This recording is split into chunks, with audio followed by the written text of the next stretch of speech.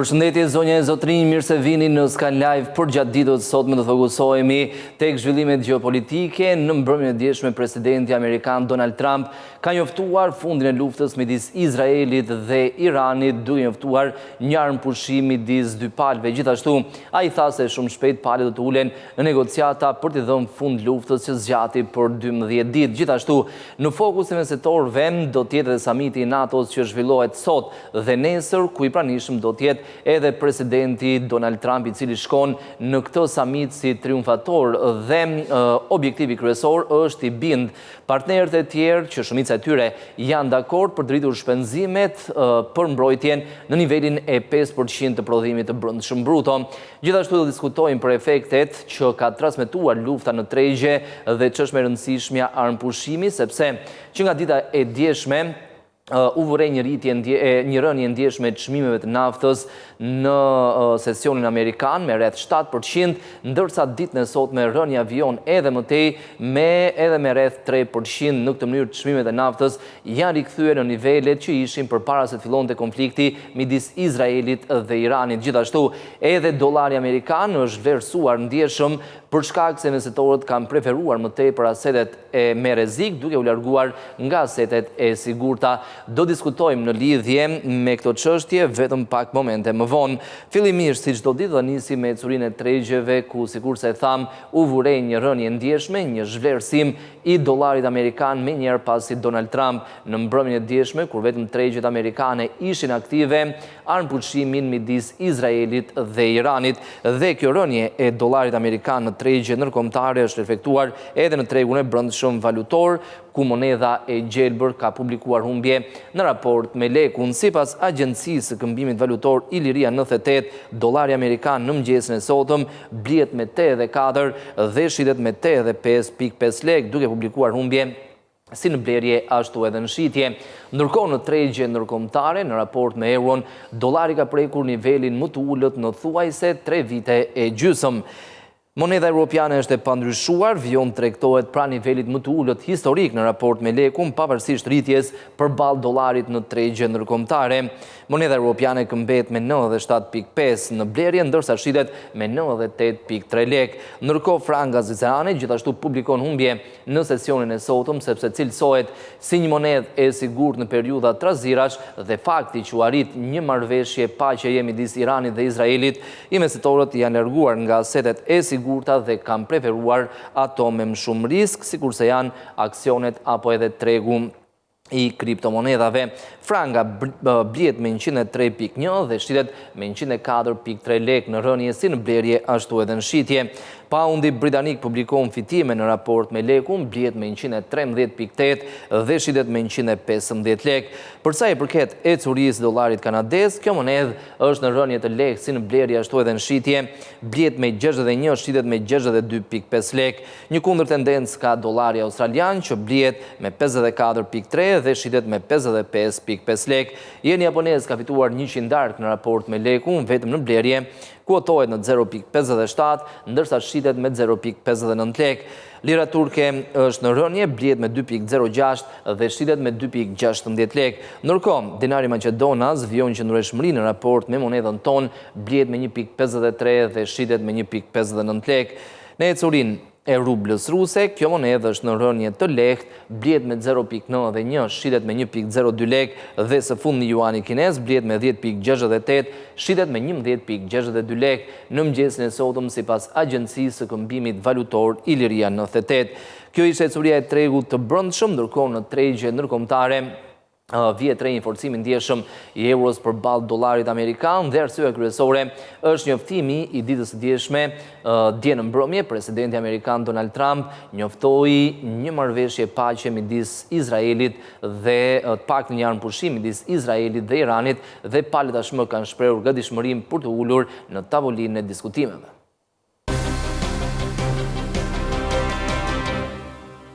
Moneda i gjelbërt ka prekur nivelin më të ullët në 3 vite e gjysëm në raport me monedën europiane, duke u zhvlerësuar drejt nivelit të 1.16, pra €1 përballë $1.16 amerikan. Dhe rënja e dollarit erdhi me njerë pasi Donald Trump njoftoi armëpushimin midis Izraelit dhe Iranit. Trump në njoftim në Truth Social, rrjetin e tij social, tha se është arritur një armëpushim i plot dhe total midis Izraelit dhe Iranit, i cili do të jetë në fuqi për t'i dhënë fund në këtë mënyrë konfliktit 12 ditor midis këtyre dy vendeve. Tashmë palët e kanë pranuar këtë marrëveshje, këtë njoftim të Donald Trump, por në anën tjetër kanë paralajmëruar palën tjetër se çdo shkelje e armëpushimit do të përballet me pasoja të mëdha. Dollari amerikan përballë monedhës europiane ka prekur nivelin më të ullët në 3 vite e gjysëm, por një tendencë në rënje ka edhe përballë monedhave kryesore ndërkombëtare. Të presim tabelën për të parë ecurinë e tregut monedhave deri në këto momente, ku sikurse mund ta shohim pas fitimeve me rreth 0.7% që euro realizoi ditën e dieshme, edhe sot po qëndron në rritje me 0.15%, këmbehet me $1.1593 shumë pra nivelit të $1.16. Në këtë nivel, moneda europiane tregtohet në të paktën maksimumin e 3 viteve të fundit. Poundi britanik është rritur me 0.4%, këmbehet me $1.3576 amerikan, ndërsa në raport me frangën, dollari ka ndryshuar minimalisht në rënje me 0.02%, këmbehet me 0.8122 franga, ndërsa dollari australian është në rritje me 0.57%, duke realizuar fitimet më të mëdha. Përballë dollarit amerikan këmbehet me 0.6496 dollar amerikan, ndërsa dollari kanadez është rritur me 0.1%, këmbehet me 0.7287 dollar amerikan, dhe në raport me jenin, dollari është në rënje me 0.6%, këmbehet me 145.27 jen mesatarisht. Përsa i përket ecurisë së tregut të kriptomonedave vjetre, një rritje në sesionin e sotëm me Bitcoin që është gjitur sërish mbi nivelin e $105.000. Humbjet që realizoi përgjatë fundjavës kaluar i ka rikuperuar thuajse të gjitha në sesionin e dieshëm dhe në sesionin e sotëm. Aktualisht kriptomoneda më e madhe në botë kuotohet në $105.253.39 në rritje me 1.4% dhe në këtë mënyrë ka rikuperuar humbjet e realizuara nga e premtja deri në ditën e diel. Investitorët kanë preferuar asetet me risk, ku bën pjesë edhe tregu i kriptomonedave. Ndërkohë Ethereum është në rritje me 2.31% të vlerës dhe kuotohet në $2402.47 dhe në harkun e 24 orëve të fundit ka fituar rreth $200. Edhe Ripple është në rritje, madje realizon fitimet më të mëdha në përqindje me 4.95%, kuotohet në $2.1811. Litecoin ka fituar 1.23%, kuotohet në $84.62 dhe Bitcoin Cash është rritur me 0.53%. Kuotohet në $455.75 për çdo njësi Bitcoin Cash të tregtuar. Në ecurinë e tregut të naftës, benchmarkët kryesor pas humbjeve me rreth 7% që realizuan ditën e dieshme, edhe sot po qëndrojnë në rënje mbi nivelin e 3% dhe në këtë mënyrë nafta është kthyer në nivelet që ishte përpara se të fillonte konflikti midis Izraelit dhe Iranit. Edhe në këtë treg, arsye kryesore është armëpushimi i njoftuar nga presidenti amerikan Donald Trump në mbrëmjen e dieshme. Në këtë mënyrë, në harkun e 24 orëve, nafta Brent e Londrës ka humbur rreth $9, ditën e dieshme tregtohej në $78 për fuqi, ndërsa sot ka rënë në $69.12 për fuqi dhe ka humbur 3.3% të vlerës. Edhe nafta bruto amerikane është në rënje të konzervueshme me 3.4%, kuotohet në $66.18 për fuqi, ndërsa nafta e përpunuar në bursën e Londrës ka humbur 1.81% të vlerës, kuotohet në $669.5 për ton dhe në harkun e 24 orëve kjo kontrat që merret si referencë edhe nga importuesit në vendin ton ka rënë me rreth $100 ditën e dieshme, tregtohej pra nivelit të $760. Ndërkohë investitorët në tregun e naftës shprehen se kjo marrëveshje ishte mjaft e mirë, ka larguar shumë shqetësime gjeopolitike dhe tashmë në jashtëdhën fundit paktën përkohësisht konfliktit 12 ditor dhe palët do të ulen për diskutuar në lidhje me kushtet që do të caktohen Iranit për sa i përket programit bërthamor.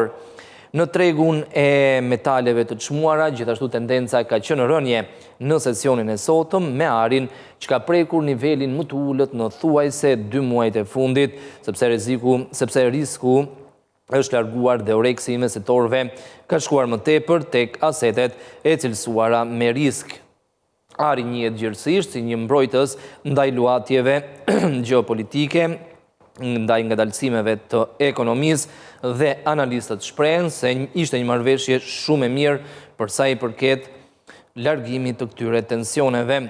Tashmë, i mesetorët do t'jenë fokusuar tek samiti që zhvillohet sot dhe nesër, samiti i NATO-s ku në fokus do t'jenë tensionet gjeopolitike, përveç konfliktit mes Iranit dhe Izraelit, gjithashtu edhe lufta midis Rusisë dhe Ukrainës. Ky është objektivi i radhës i president amerikan Donald Trump për t'i ulur palët në tavolinën e diskutimeve, gjithashtu në fokus do t'jetë edhe rritja e shpenzimeve për mbrojtje në nivelin e 5% prodhimit të brendshëm bruto.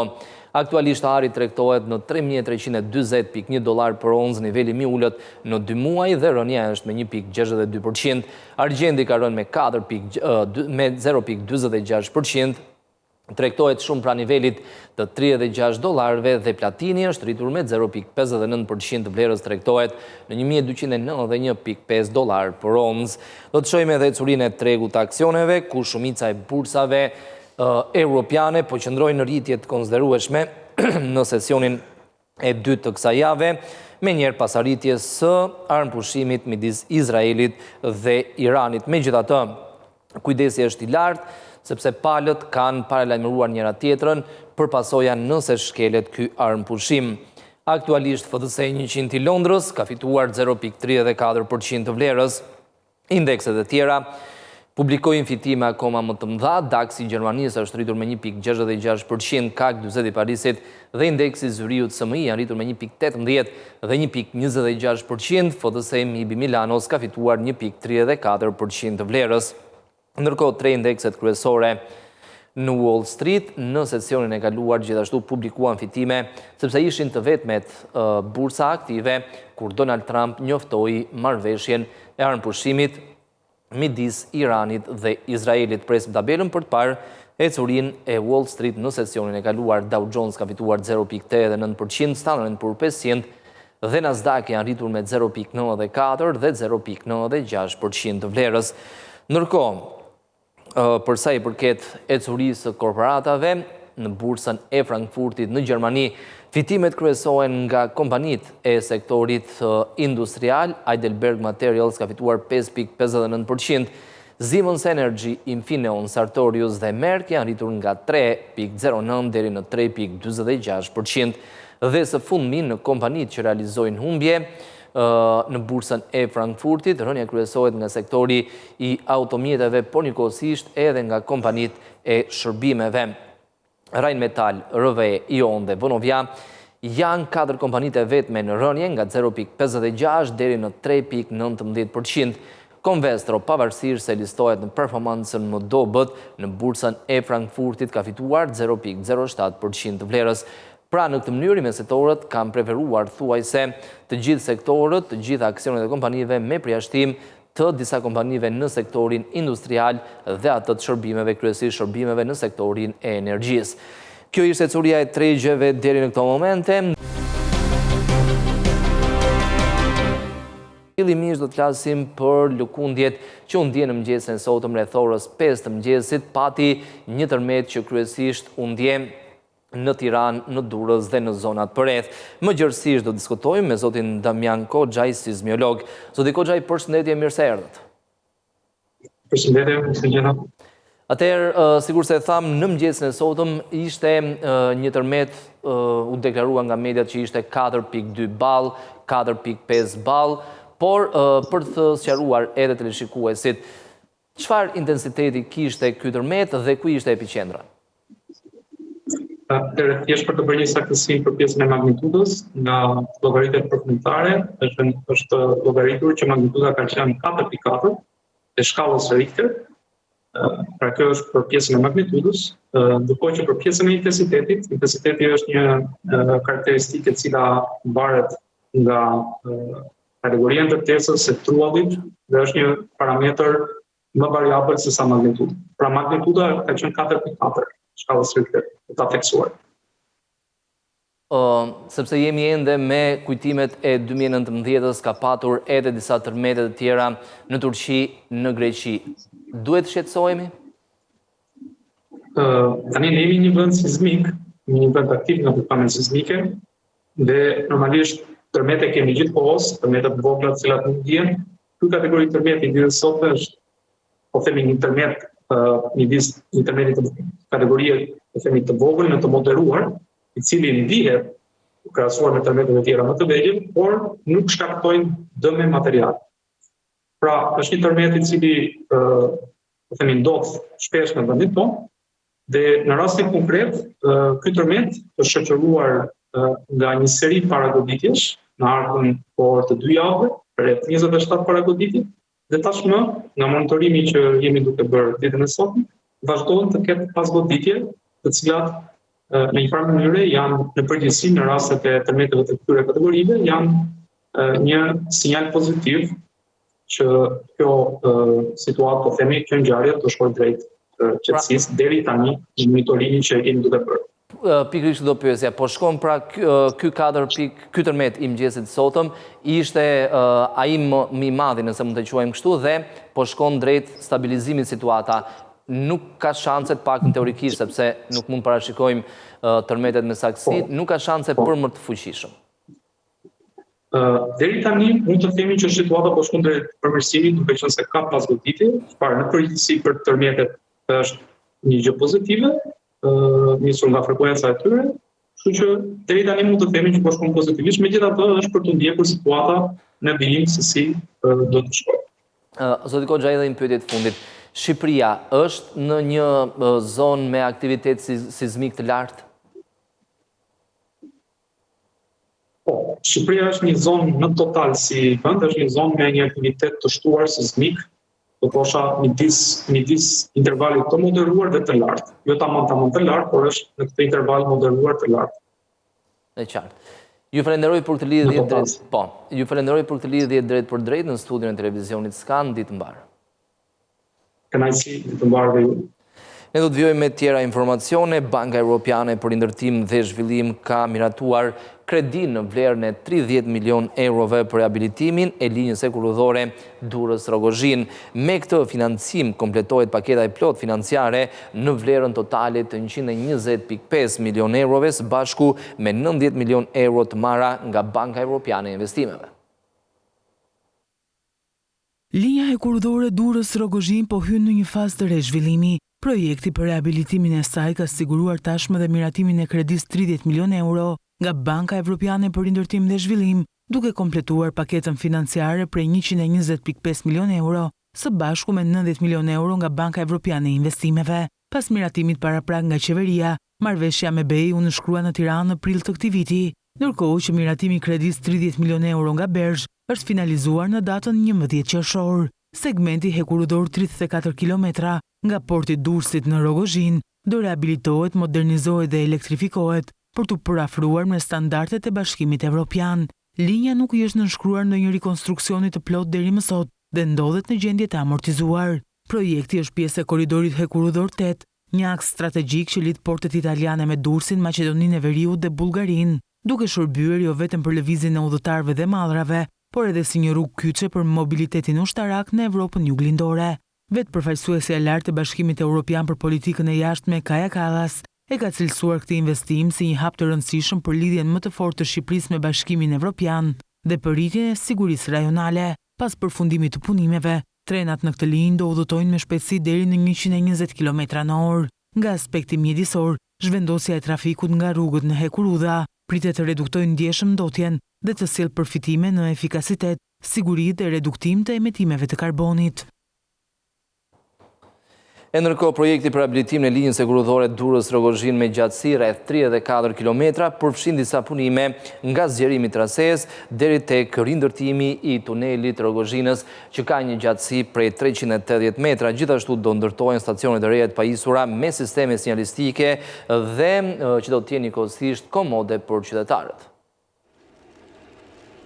Përpjekjet për sigurimin e fondeve për rehabilitimin e linjës sekurudhore Durrës-Rogozhin kanë disa vite që kanë nisur, teksa në nëntor të vitit 2020 përfundoi dhe vlerësimi i ndikimit në mjedis, një dokument që jep edhe detajet e projektit. Sipas tij, projekti për rehabilitimin e këtij segmenti me gjatësi rreth 34 kilometra përfshin zgjerimin e trases hekurudhore, ndërtimin nga e para të urave në përputhje me kushtet sismike dhe gjeologjike të zonës, si dhe prishjen dhe rindërtimin e tunelit të Rogozhinës me gjatësi 380 metra. Gjithashtu do ndërtohen stacionet e reja në Golem, Kavaj, Lekaj dhe Rogozhin, të pajisura me sisteme sinjalistike dhe komode për udhëtarët. Ndërhyrjet do të përfshin dhe instalimin e sistemeve të reja të sigurisë në kalesat në nivel, mbylljen e atyre të pa autorizuara dhe ndërtimin e rrugëve dytësore për të garantuar qarkullim lokal. Gjithë gjurma do rrethohet me gardë mbrojtës, ndërsa në vendkalimet e mbetura do të vendosen bariera automatike dhe kamera sigurie. Një element tjetër teknik është rehabilitimi i trekëndshit të Shkozetit, i cili do lejojë trenat që vijnë nga jugu dhe Elbasani të kalojnë në drejtim të veriut pa hyrë më në stacionin e Durrësit, duke përmirësuar ndjeshëm efikasitetin e lëvizjes së mallrave dhe udhëtarëve në të gjithë rrjetin.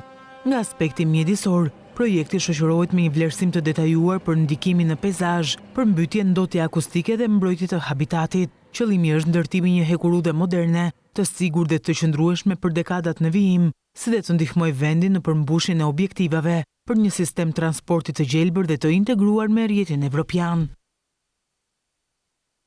Në anën tjetër, sektori energjetik po paraprin me investime kërkesë në rritur për furnizim shkaktuar nga fluksi i lartë i turistëve në vendin tonë. Zëvendës kryeministrja Belinda Balluku gjatë inspektimit punimeve në nën stacionin e Xarës në Saran tha se po fuqizohet sistemi pikërisht për këtë qëllim. Në Xarë të Sarandës ka nisur puna për ndërtimin e nën stacionit të ri elektrik, i cili do të rrisë sigurinë dhe kapacitetet, duke përmirësuar cilësinë e shërbimit për banorët dhe bizneset e zonës. Nën stacioni i ri do të jetë në shërbim jo vetëm të banorëve të Xarës dhe Konispolit, por edhe të zonës turistike të Ksamilit. Zëvendës kryeministrja, njëherësh ministre infrastrukturës dhe energjisë, Belinda Balluku, së bashku me administratorin OSSH Bledian Dalipi, ndoqën nga afër ecurinë e deritanishme të punimeve në kantierin e nën stacionit të ri. Është një stacion totalisht i ri nga e para, i cili ka filluar ndërtimin në janar të vitit 2024 dhe sipas kontratës mbaron në maj të vitit 2026.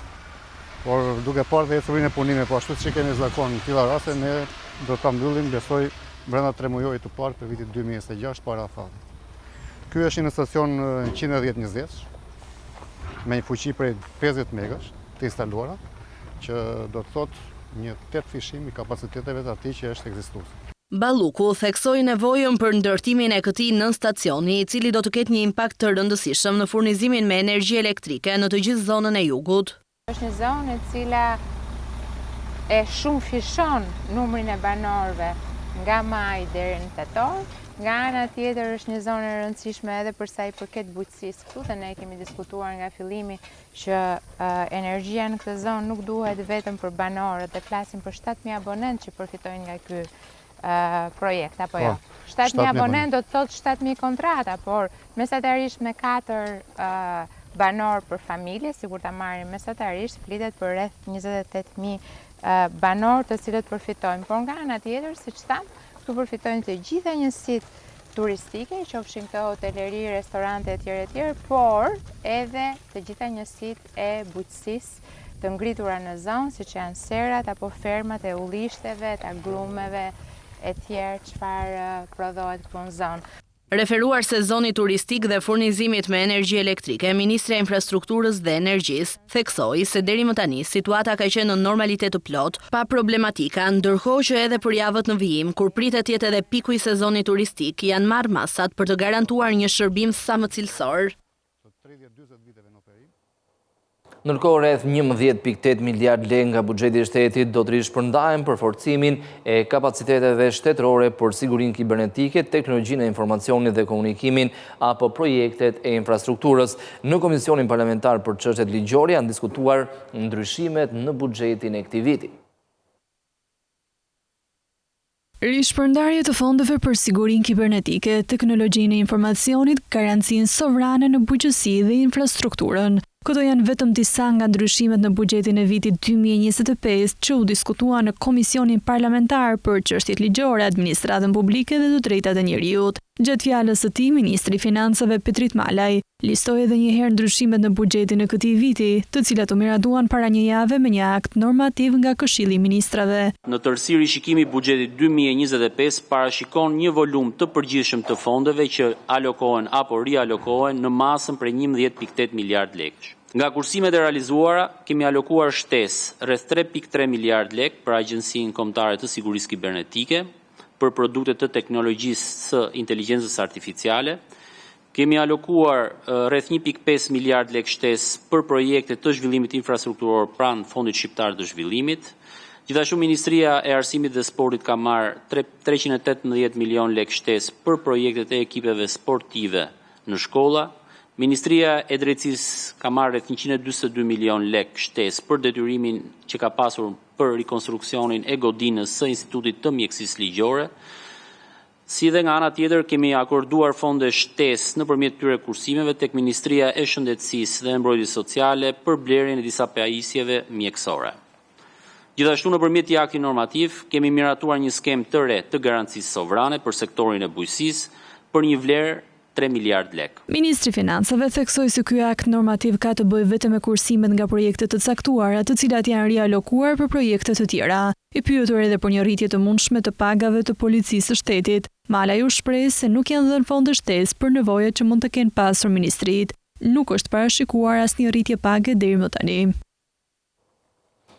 Ndërkohë, pushteti qendror dhe vendor rezultojnë me afro 94 milion euro detyrime kundrejt bizneseve dhe qytetarëve në fund të marsit të këtij viti. Stoku i detyrimeve është rritur me 21 milion euro në raport me dhjetorin e vitit 2024.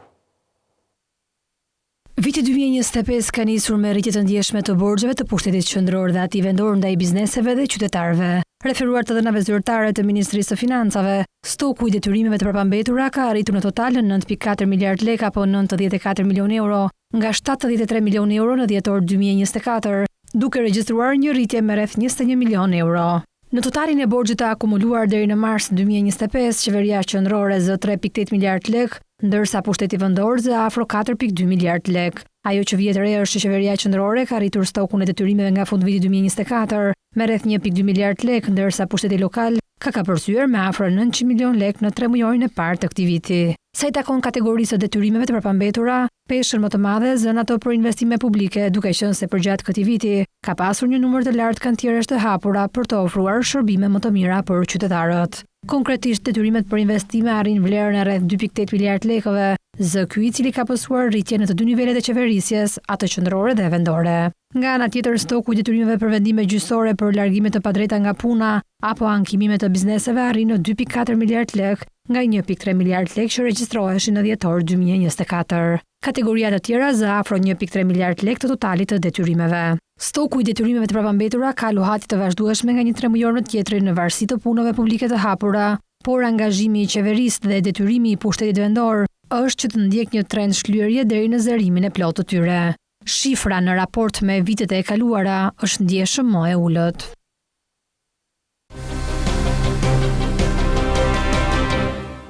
Do diskutojmë tani në lidhje me gjeopolitikën. Ditën e djeshme në mbrëmje, presidenti amerikan Donald Trump njoftoi një armë pushimi midis Izraelit dhe Iranit pas 12 ditësh luftime. Më gjërësisht do diskutojmë me zotin Geron Kamberi, ekspert i marrëdhënieve ndërkombëtare. Zoti Kamberi, mirë se erdhët. Faleminderit. U surprizuat nga paktën armë pushimi sepse respektimi i armë pushimit do të jetë diçka tjetër? Gjithmonë kur mbas një lufte, e cila shqetëson nga të gjithë botën dhe ishte rreziku të përshkallëzohesh, jo thjesht një luftë rajonale, por më gjërë, natyrisht armëpushimi është një lajm i mirë për çdo. Qoftë për ata që janë të përfshirë, qoftë për popullsinë civile, por edhe për masën e opinionit gjerë publik, analizëve të cilët gjithmonë e kanë parë luftën jo thjesht si një stacion i marrëdhënieve midis shteteve, një nga stacionet më të vështira, marrëdhënie midis shteteve, të rastësisht Clausewitz e përshkruante luftën si vazhdim i diplomacisë me mjete tjera, por nga ana tjetër vlen të theksohet edhe një fakt shumë i rëndësishëm, që surpriza në këtë njoftim ishte për faktin që më lakse para disa ditësh presidenti Trump i dha një ultimatum Iranit, dorëzohu, çdo gjë ka përfunduar. Ndërkohë që nuk jemi në këtë situatë, mbas kundërsulmeve të dy palëve, edhe mbas bombardimit të aviacionit amerikan mbi impiantet bërthamore ku mendohet se pasurohet uranium, ndoshta informacioni që kanë, megjithëse ka informacionet që kundërthënëse, pra nga pala iraniane ka informacion që nuk është dëmtuar asgjë dhe nga pala tjetër. Tjerë, gjithsesi ndoshta mbas gjithë këtyre zhvillimeve, të cilat ishin, siç e thash, të pazakonta dhe rrezikonin, ndoshta erdhi momenti që palët mendojnë që ka ardhur koha për janë pushim që mund t'i hapi rrugën, është paradhoma e një marrëveshje paqavagjatë. Gjithsesi do të shikojmë se si do të zhvillohen ngjarjet në ditët në vijim. Sot kemi një deklaratë të kryeministrit izraelit Benjamin Netanyahu gjatë ditës. Për këtë, natyrisht, pak orë para se të të fuqia në pushimi ka pas sulme nga të dy palë. Po, përfituan nga minutët e fundit. Për të shprehur dufin e fundit, kështu që besoj ditët në vijim do të na tregojnë pak më shumë se sa i vërtetë është ky pushim, pasi për i vërtetës gjithë situata e këtyre ngjarjeve i ngjan më shumë një thriller psikologjik se sa në historie që e kemi përjetuar me luftat e tjera të ngjashme. Megjithatë, pikpyetja më e madhe, zoti Kamberi, është ajo që vimësia, çfarë do ndodhë më pas. Irani në këndvështrimin tuaj do t'i bindet kushteve për të mos vijuar më tej me aktivitetin e pasurimit me uranium, që është i domosdoshëm për të pasur energji bërthamore, qoftë për keq, qoftë për mirë që është energjia. Unë e kam theksuar dhe herë tjetër në këtë studio, ndoshta edhe për opinionin edhe për ata që na dëgjojnë, do të bërë një ndarje midis të drejtës për të përdorur energjinë bërthamore, pra dhe energjia bërthamore, pra një vend që do të prodhojë energji bërthamore përmjet centraleve bërthamore. Dhe shumë vende prodhojnë. Vetmja mundësi patjetër dhe Irani është një mes tyre dhe këtë teknologji e ka marrë nga Shtetet e Bashkuara të Amerikës në vitet 50-60, fal atij programit Atom për Paqe, që presidenti Eisenhower në një 7 shkurt të vitit 53 deklaroi nëpërmjet një fjalimi që u bë pastaj u shndrua edhe në një program ku shumë shtete, si thua nga vendet të cilët kishin armë bërthamore, morën teknologjinë për të prodhuar energji bërthamore për qëllime civile gjithmonë. Dhe me një korrik 68, siç e kam theksuar edhe tjetër, traktati për mosprapjen e armëve bërthamore me një nga nënshkruesit i cili është Irani, u vuri kusht vendeve që kishin armë bërthamore, dhe ishte klubi i 5 vendeve që janë antarët Këshillit të Sigurimit. Realisht, ato që dihen janë India dhe Pakistani që kanë deklaruar, dhe Korea e Veriut, dhe deklarimi një vendi që ka ose jo armë bërthamore provohet nga provat bërthamore që ato bëjnë në poligonet përkatëse dhe vetvetiu, po patjetër sepse shkalla rrezatimit është e lartë dhe do një teknologji shumë të veçantë, qoftë për prodhimin, për qoftë dhe për testimin e tyre, dhe jo të gjithë vendet e kanë këtë mundësi. Dhe mbas kësaj traktati, të gjitha vendet që të zotronin armë bërthamore, morën përsipër të mos përhapnin teknologji për prodhimin e këtyre armëve në vende të tjera në mënyrë që të ruanin rendin dhe paqen ndërkombëtare, sepse kjo mund ta destabilizonte. Dhe momenti që u bë publik fakti që Irani bashkë me prodhimin e energjisë bërthamore kishte një program të fshehtë të padeklaruar për prodhimin për pasurimin e uraniumit, kuptohet në qëllim 90% qoftë. Pikërisht, ajo është një teknologji ndoshta për ekspert që merren me fizikën bërthamore ose që merren me armët të cilët ka edhe në Shqipëri, pavarësisht se Shqipëria nuk ka armë bërthamore, por që teknologjinë e tyre, për qoftë ka kuriozitet për publikun se si ato prodhohen, natyrisht baza është uraniumi, është një mineral që të gjithë vendet e kanë. Dhe të gjithë vendet që prodhojnë energji bërthamore, zotrimin e këtij minerali është në monitorimin e rrept dhe shumë të kujdesshëm të organizatë të Agjencisë Ndërkombëtare për Energjinë Atomike. Që siç e keni ndjekur edhe në këto ditë, ka pasur deklarata nga kjo agjenci, nga drejtuesit e saj, nga zëdhënësit e saj, sepse është agjencia përgjegjëse me qendrën në Vjenë, e cila monitoron çdo vend që prodhon energji bërthamore, çfarë ndodh me uraniumin, me materialin, nivelin e pasurimit, mbetjet e kështu me radhë. Kështu që unë do të gjykoja që Irani, të paktën siç është deklaruar dhe dje dhe sot nga autoritetet amerikane dhe izraelite, me bombardime dhe e ka, si thua, të paralizuar programin për të pasur një armë bërthamore dhe ndoshta kjo mund të ketë shtyrë edhe tek deklarata për armëpushim. Pra nuk shikohet më e mundshme që të vazhdohet me hapa të tjera, sepse qëllimi i cilin nxiti dhe gjithë të reagim, ku përfshin Shtetet e Bashkuara të Amerikës, ishte pikërisht ky. Duke qenë si Irani që nga 11 shkurti 79-s kur u bë revolucioni iranian, ka deklaruar mosnjohjen e Izraelit dhe u shkundërvon ekzistencës. Çdo përpjekje është parë nga Izraeli si kërcënim. Dhe nga ana tjetër, kjo përpjekje është parë dhe nga Shtetet e Bashkuara të Amerikës si një kërcënim për destabilitetin në lëndin e mesme. Paktën kjo është logjika mbi cilën ka vepruar deri tashmë komuniteti ndërkombëtar, Izraeli me ato që quhen goditjet parandaluese, të cilën është një strategji e cila nuk është e tanishme. Kjo strategji është deklaruar dhe mban një emër të kryeministrit izraelit, Menachem Begin, që në 7 qershor 81, kur goditi impjantet e para në operacionin Babilon në Irak. Pra, tu nuk bëhet fjalë për diçka që po ndodh për herë të parë. Ndoshta për ata që nuk e kanë ndjekur ecurinë e konfliktit mund duket si diçka e re, po në gjykimin tim nuk ka asgjë të re. E vetmja gjë e re është në rast se kjo situatë do të prodhojë një marrëveshje midis Iranit dhe Izraelit, që do të jetë, kjo do të ishte risia ose reja ose historia që do prodhonte e gjithë kjo situatë. Megjithatë, zoti Kamberi, sepse përgjatë këtyre 12 ditëve të konfliktit, si vetë presidenti amerikan, si kryeministri i Izraelit, kanë bërthirrje edhe për ndryshimin e regjimit në Iran. Është Irani vetmi vend që ende mbase miqësor jo, por nuk është nën influencën, në bashkëpunimin me perëndimin, sepse thuajse të gjitha vendet e tjera myslimane nuk bëjnë më problem. Parasysh unë e kam theksuar edhe diku tjetër, po edhe në këto studio, që kam përshtypjen që Irani është pjesë asaj që quhet teoria e gurëve dominos. Pra, Irani është i vetmi vend i cili, pra duke nisur me Irakun, 2003 me rënien e Saddam Husseinit, i cili u pasua me pranverën arabe, me rënien e liderëve historik të lindjes mesme, të cilët kishin qenë lider autoritar, Egjipti, Libia, Tunizia, Algjeria, deri diku, kështu me radhë, pastaj për të ardhur me Sirin, rasti më i fundit, dhe i vetmi që nuk ka psuar këtë ndryshim regjimi që prej luftës sot e tjerë, është Irani. Megjithatë, po të keni ndjekur me kujdes dhe deklaratat qoftë të sekretarit amerikan shtetit, po edhe zëvendës presidentit amerikan, po madje edhe të vetë presidentin amerikan Trump, i cili, siç e thash, shpesh ka luhatje shumë të mëdha deklaratash, pra lëvizin nga ekstremi, i cili është pjesë e strategjisë e tij, si thosh, retorike, e tillë është edhe si karakter, që e bën gjithsesi edhe paksa të vështirë për diplomacinë tradicionale për të kuptuar ose për të treguar. Në kohë, ata janë përpjekur të jenë shumë kujdesshëm kur kanë bërë fjalën ndryshim regjimi. Pra, kryeministri Izraelit tha që ne me këtë që po bëjmë po japim një mundësi, por natyrisht ndryshimet e regjimit, siç e ka provuar historia, dhe ashtu siç ndodhi dhe me ndryshimin e regjimit Shahut, është një ndryshim që vjen nga brenda. E ka popullin dorë. Pikërisht. Edhe në momentin që nuk ka një reagim, ose të paktën nuk ka shenja pavarësisht se në Irani ka pasur momente të caktuara, por duhet krijuar ajo që quhet masa kritike.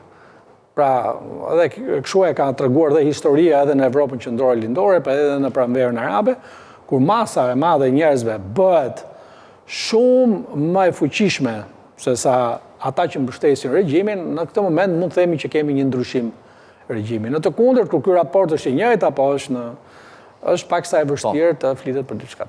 Zoti Kamberi, e kërkoi paqen Irani dje kur sulmoi duke i lajmëruar bazat amerikane në Irak dhe në Po të nisemi nga ajo çfarë u deklarua, natyrisht ishte pjesë e një strategjie e Tiranit për të dhënë paralajmërim që ne mund ta përhapim të konflikt dhe në vende të tjera.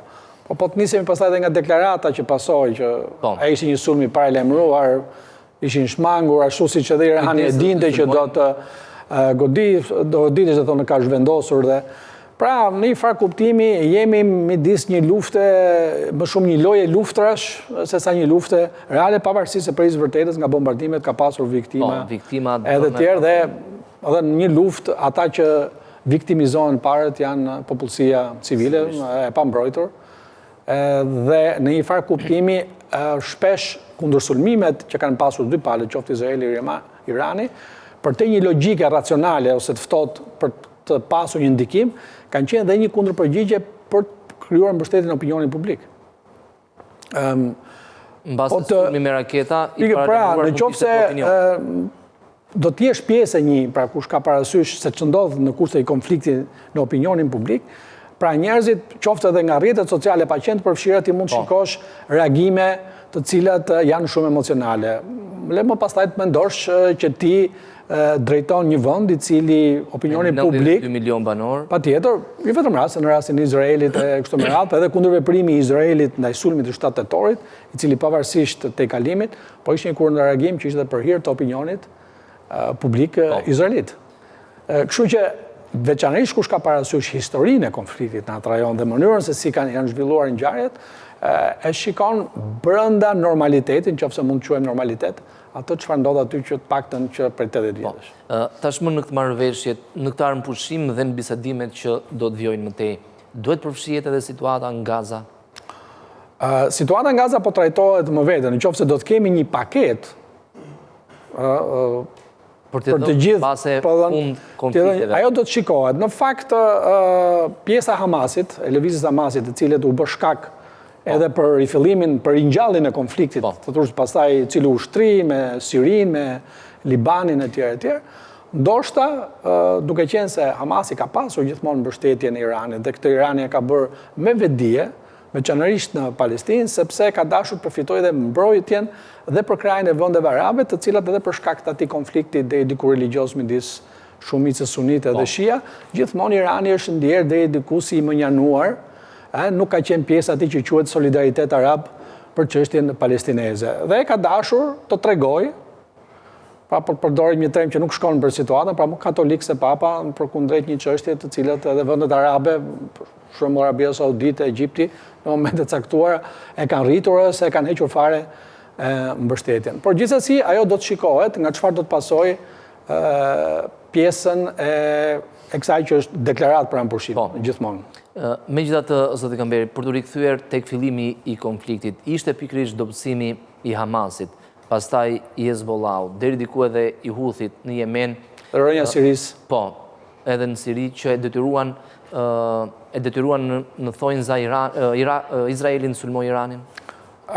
Ishin dhe këto element natyrisht, sepse Izraeli u ndjej mbrojtur nga krahët e tij, e dinte që në një kundërvënie me Iranin, nëse këto elemente do të ishin ende në lojë, ata mund të kontrasulmonin për hir të mbështetjes që u kishte dhënë Irani. Në momentin që ai u ndjej çliruar nga këto faktorë, mendoj që mund të kishte një kundërvënie, por siç e treguan edhe ngjarjet e këtyre ditëve, tregoj që edhe Irani u kundërpërgjigj dhe pavarësisht faktit që ai ka qenë në një embargo të gjatë, teknologjia e sistemit raketor që ai përdori, pavarësisht se u godit, fakti që ato ishin gjendje të ishin raketa me rrezet mes me veprimin, distanca deri 2 kilometra, se mos harrojmë që hapësira midis Izraelit dhe Iranit është gati 2000 kilometra, pra nuk ndajnë as ndaj kufi toksor. Dhe lufta mund të ishte me ashpër nëse do ndanin kufirin toksor. Pra, nëse do të ishte, po edhe sjellja e Izraelit nëse do të ishte me një shtet aq të madh, do të kishte qenë besoj tjetër soi.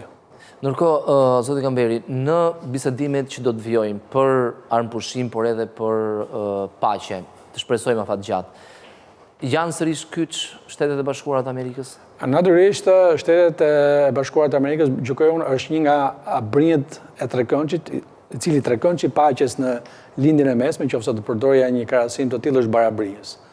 Pra është Izraeli, janë vendet arabe ose jo arabe, dhe Shtetet e Bashkuara të Amerikës. Dhe kështu ka treguar edhe gjithë historia e ndërmjetësimit të marrëveshjeve të paqe. Sot Izraeli ka 2 marrëveshje paqe me 2 vende arabe të lindjes mesme, që është Egjipti, marrëveshja 23 marsit të 79-s e Camp David, që u ndërmjetësua drejt për drejt nga presidenti Carter në atë kohë. Dhe ka një shtypjen. Dhe është e vetmja për cilën patjetër që nuk ka garantuar, mos harrojmë që Izraeli ka, dhe kjo tregon një tregues tjetër, ka kufi me një nga vendet më të mëdha arabe. Egjipti është një vend me 80 milion banorësh, me një ushtri relativisht të konsiderueshme, pavarësisht se konfliktet që ka pas Izraeli me Egjiptin gjatë luftës sot kanë qenë dhe brenda sfondit të rivalitetit midis Shteteve të Bashkuara të Amerikës dhe Bashkimit Sovjetik, po gjithmonë Izraeli ka qenë i kujdesshëm dhe në disa raste kur është përfshirë në luftë me Egjiptin, i cili ka qenë si thuaç boshti që mbante aleancën e Shteteve Arabe për çështjen palestineze nga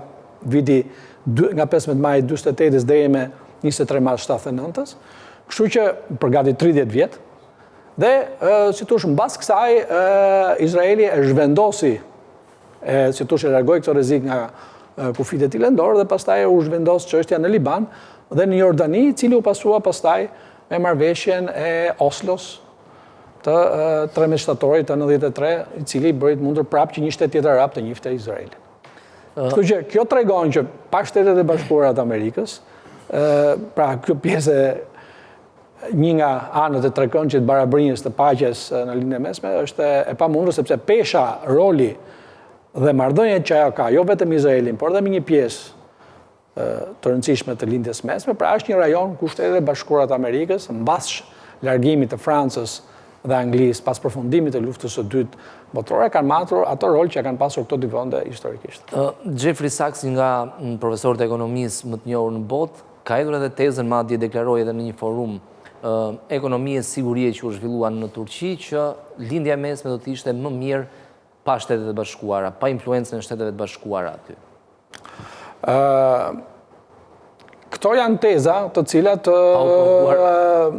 janë hedhur vazhdimisht. Pra, ka qenë dhe një tezë, Ballkani i Ballkanasve dikur, pra që ndoshta dhe ka rajone të cilat kanë arritur të merren vesh me njëri tjetrin pa ndërmjetësinë në një palë të tretë.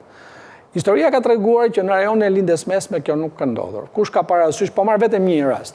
Vetëm autoriteti i përshkrimit e Palestinës ka 12 fraksione. Besoj që ka qenë pra në një farë kuptimi shpesh në politikë është më e thjeshtë se sa në një fushë tjetër, megjithëse duket e vështirë, nëse palët kanë vullnet dhe janë gjendje të krijojnë mekanizma, kanë vetdijen që mund t'ia dalin vetë, njerëzit kanë aftësinë të ndërveprojnë. Në momentin që për arsye nga më ndryshme nuk i aftë të ndërveprosh, atëherë do kërkosh ndihmën e dikujt tjetër. Por teza e Jeffrey Sachs, i cili ka disa teza shumë interesante për shumë prej dhe analizat e tij janë jashtëzakonisht interesante, duke kemi parasysh që është një figurë autoritare edhe mendimit ekonomik, por dhe njohës shumë i mirë i politikës amerikane. Natyrisht ato nuk janë teza që hidhen për të provokuar, por janë teza që hidhen për të testuar.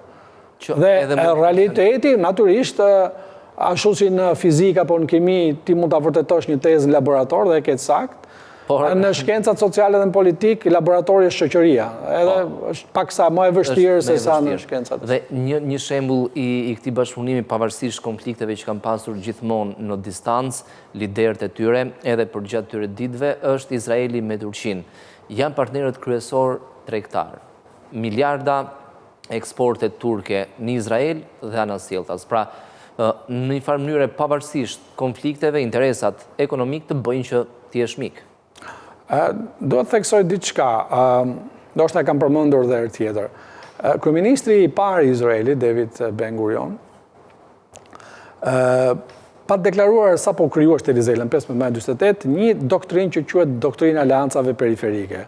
Dhe duke ditur që kishte një kontradikt të ashpër me vendet arabe që nuk e njohun krijimin e Shtetit të Izraelit, mendoi që të krijonte këto aleanca më në periferi të rajonit dhe 3 nga vendet të cilët ai përzgjodhi ishte Irani, Turqia, Etiopia dhe pjesa e komuniteteve kurde. Natyrisht historia ndryshoi më pas dhe këto rrethana ndryshojnë, por tregon që Izraeli e ka pasur që në fillim të krijimit të shtetit të tij një mundësi krijimi një aleance të qëndrueshme me Turqinë edhe për shkak të faktit që ai e krijoi këtë shtet në ish territorit e perandorisë osmane dhe komunitetet hebreje brenda perandorisë osmane është një fakt interesant, kanë pasur një status relativisht të mirë përkundrejt faktit në si thua perandori të tjera, apo veçanërisht edhe në vetë Evropën perëndimore. Dhe natyrisht historia ka një lloj dividendi që mund të përfitosh. Izraeli është përpjekur dhe përgjithsisht hebrejt dallohen që njohin mirë historinë. Dhe aleanca me Turqinë ka qenë e qëndrueshme përgjatë gjithë kohës, pa folur faktin që Turqia ka qenë gjithmonë një aleat i ngushtë i Shtetit Bashkuar të Amerikës, antar i NATO-s, pra rreziku për të pasur një ngacmim. I vetmi ngacmim që ka qenë gjatë periudhës kur patë që ishte embargoja që vendosi Izraeli tjerë, dhe në Gaza, kur para disa viteve, kur Turqia u përpoqti kundër vjetë në kuadrin e së drejtës në kombëtare humanitare dhe për shkak të asaj që quhet solidariteti i njerëzve arabe, por edhe për shkak të besimit. Në Turqia ka dashur gjithmonë të ketë edhe një lloj paternalizmi, po them kështu, që çfarë janë vendet arabe, të cilat janë i mbron etj. Turqia kërkon dhe synon dhe e ka arritur deri diku të projektohet si një fuqi rajonale në rajonin e lindjes mesme, pavarësisht se sidomos masërënjës si Irakut. Dhe edhe dobësimit e Egjiptit, të shish vetëm Arabia Saudite, Turqia i ka ato dhe ka ndërmjetësuar shpeshherë në kriza të tilla. Zoti Kamberi, sot edhe nesër samiti i NATO-s, liderët mblidhen për diskutuar patjetër gjeopolitikën. U duket sikur ka një marrëveshje armëpushimi midis Iranit dhe Izraelit.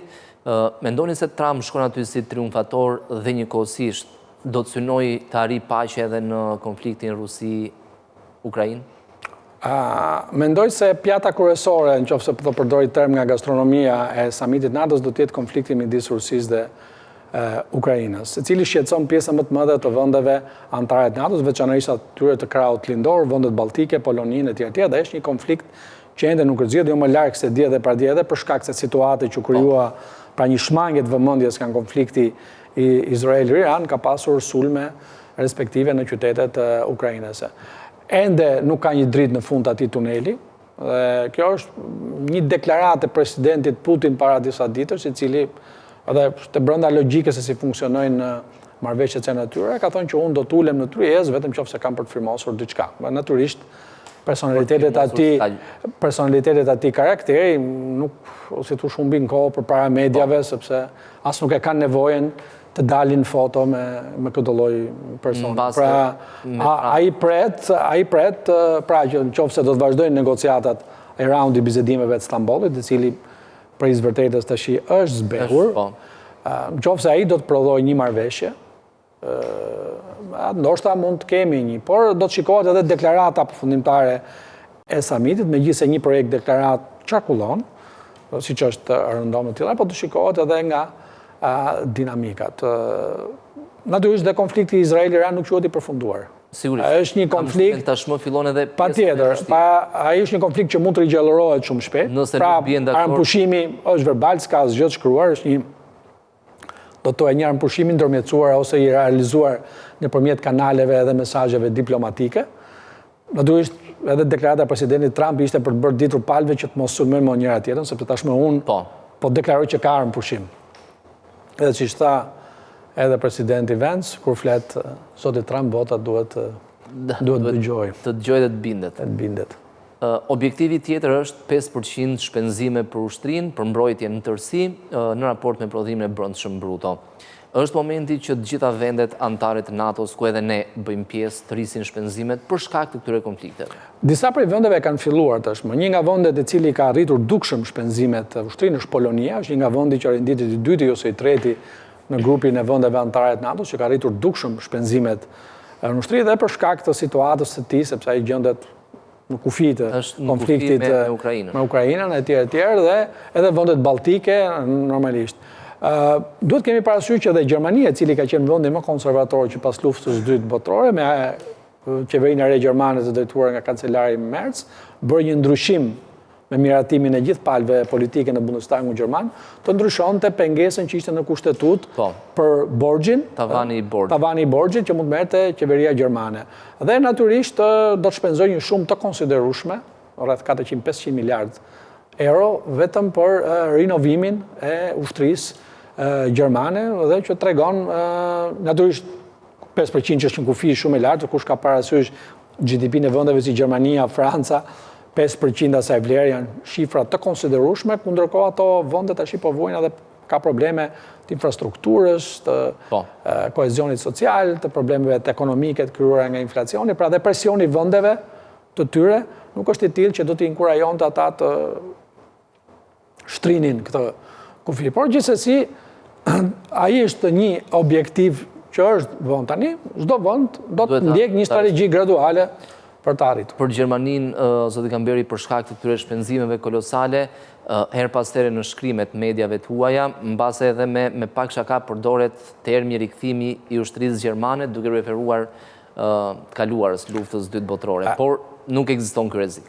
Natyrisht, sot në shekullin e 21, pra në vitin 2025, të vetme gjë që mund të bëhet një bilanc është që mbas luftës dytë botërore, bota po shkon drejt asaj që quhet një paqe kantiane. Ne po shkojmë gati rreth një periudhe një shokullore që bota nuk ka pas luftra globale, pra luftra botërore. Ka pasur luftra lokale, të cilat kanë qenë gjithmonë të pranishme në historinë botërore, po jo luftra botërore, të cilat e fusin të gjithë botën në një cikël krejtësisht tjetër të papërshkrueshëm, dhe nëse marrim parasysh dhe nivelin e armatimit dhe shkallën e modernizimit që ka pësuar armët sot në shumë vende të botës, që i shikon edhe nga teknologjia sot, kemi vetëm teknologjia raketore, satelitore, armët me të cilët kontrollohen nga inteligjenca artificiale, precizion i lartë, pra shkalla e dëmit dhe shkatrimit në një luftë të tillë do të ishte e jashtëzakonshme.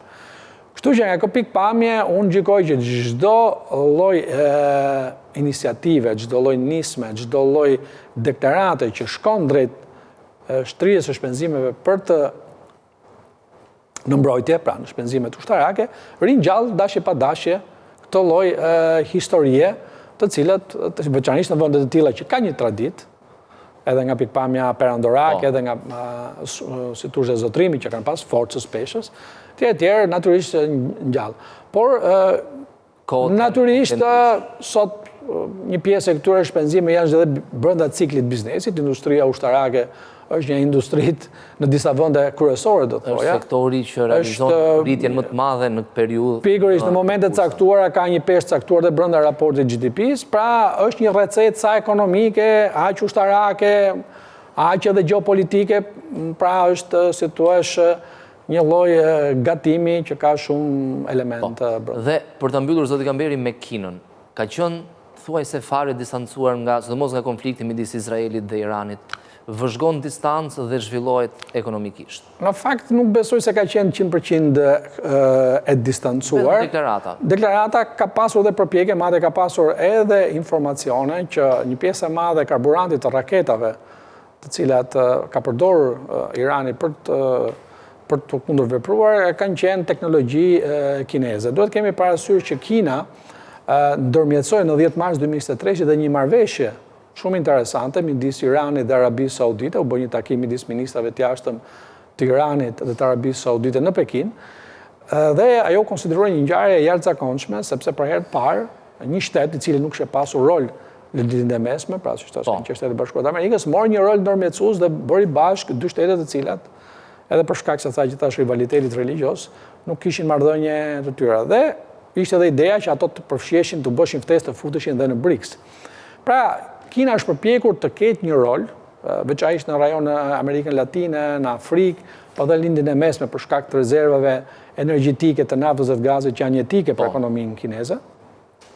Kina ka patur rol. Natyrisht, kush ka parasysh mënyrën se si lëviz diplomacia kineze, natyrisht është një diplomaci e mbështetur mbi parimet konfuciane, të cilët ti mund të veprosh, pra mund të flasësh pa bërë diçka, ose mund të bësh diçka pa folur. Kjo është diçka cila është tipike e kush një kulturën edhe diplomacinë kineze. Zoti Kamberi, ju falenderoj që ishit në studio. Faleminderit për ftesën. Jemi rikthyer në pjesën e dytë të Skan Live, do të vijojmë tani me tjera informacione. Në maj të këtij viti, Arabia Saudite u kthye në partnerin dominues të Shqipërisë për importin e naftës, duke mbuluar gati 40% totalit. Ndërkohë, Omani, dyti më i rëndësishëm një vit më parë, ka dalë plotësisht nga lista e furnizuesve me hidrokarbure. Sipas të dhënave të Instat të përpunuara nga Scanintel, në vetëm një vit harta e vendeve nga e cila Shqipëria importon lëng djegëse pra karburante ka ndryshuar ndjeshëm. Disa vende kanë rritur peshën duke u rënditur në fillim të listës, ndërsa disa vende të tjera kanë dalë nga lista.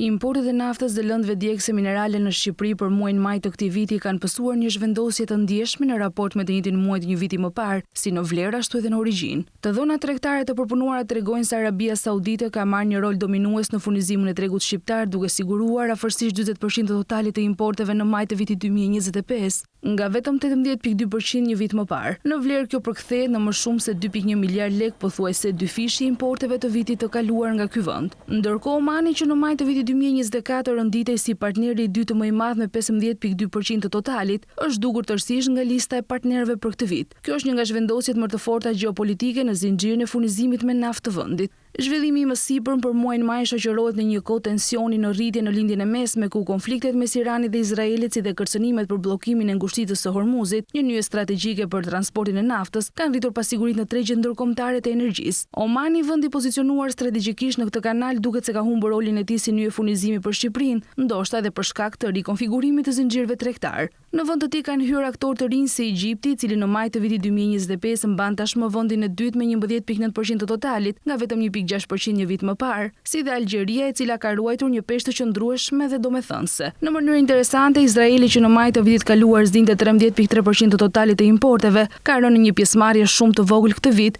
me vetëm rreth 22 milion lek vlerë importi. Greqia dhe Italia, që tradicionalisht kanë qenë furnizuesit të qëndrueshëm, kanë parë një rënje të ndjeshme të peshës së tyre. Greqia bie nga 13.6% në vetëm 3.9%, ndërsa Italia nga 5.5% në 1.2%, ndërkohë Kroacia dhe Rumania janë shfaqur si furnizues më të rëndësishëm këtë vit me përkatësisht 5.5% dhe 3.8% të totalit.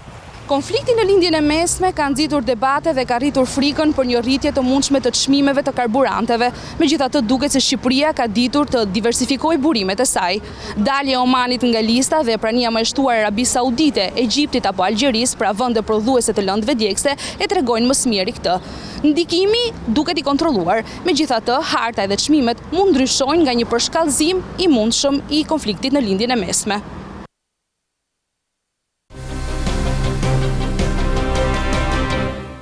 Do diskutojmë tani më gjërësisht në lidhje me efektet e konfliktit midis Izraelit dhe Iranit në tregjet e aksioneve në tregun e naftës në mënyrë të veçantë, por pati një surprizë, një kthes ditën e djeshme dhe çmimet humbën rreth 7% të vlerës menjëherë pasi presidenti njoftoi armëpushimin, por presidenti Trump, por menjëherë pasi Irani sulmoi bazat amerikane, por paraprakisht i njoftoi për këto sulme. Kjo ishte një ofertë sipas investitorëve, sipas analistëve, për të ulur në tavolinën e diskutimeve. Më gjërësisht, do diskutoj me zotin Elvin Meka, eksperti i tregjeve financiare. Profesor Meka, përshëndetje, mirë se erdhët.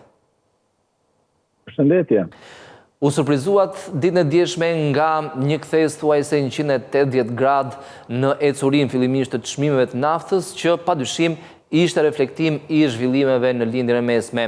Sulmi me paralajmërim, ai rrëzoi naftën me rreth 4-5% dhe pastaj njoftimi i presidentit për armëpushim që e çoi naftën dje në rënje me rreth 7%, sot në rënje me mbi 3%. Padyshim që ngjarje të tilla dhe kthesa të tilla të forta nuk janë të zakonshme. Fakti është që në të paktën deri në orët e vona me orën tonë, në orën lokale shqiptare, pritej një përshkallëzim, sidomos në bazë kryerjes së sulmit pavarësisht të paralajmëruar të Iranit ndaj bazës më të madhe të Shtetet Bashkuara në Katar, fatmirësisht pa problematika ose pa pasoja, pa qoftë në jetë njerëzore ose në dëme tjera materiale. Në një farë mënyre ishte një lloj sulmi i arsyetuar ose pritej një lloj përgjigje natyrisht formale, pra sa për të kaluar këtë lloj situate, pasi nuk pritej një sulm i sofistikuar.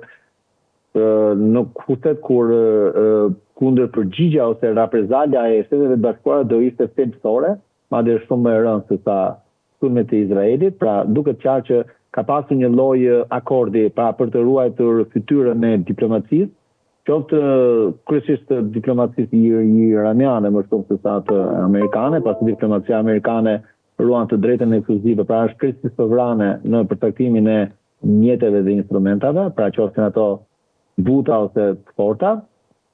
Sigurisht që ktesa të tilla kaq të forta mbas pritshmërive për një përshkatëzim, më themi të mëtejshëm të mesnatës, po themi të djeshme dhe ditës sotme, pas kemi një shpallje armë pushimi, tashmë jo nga të dy palët, por nga një arbitër, po themi një palë tretë, që janë Shtetet e Bashkuara të Amerikës.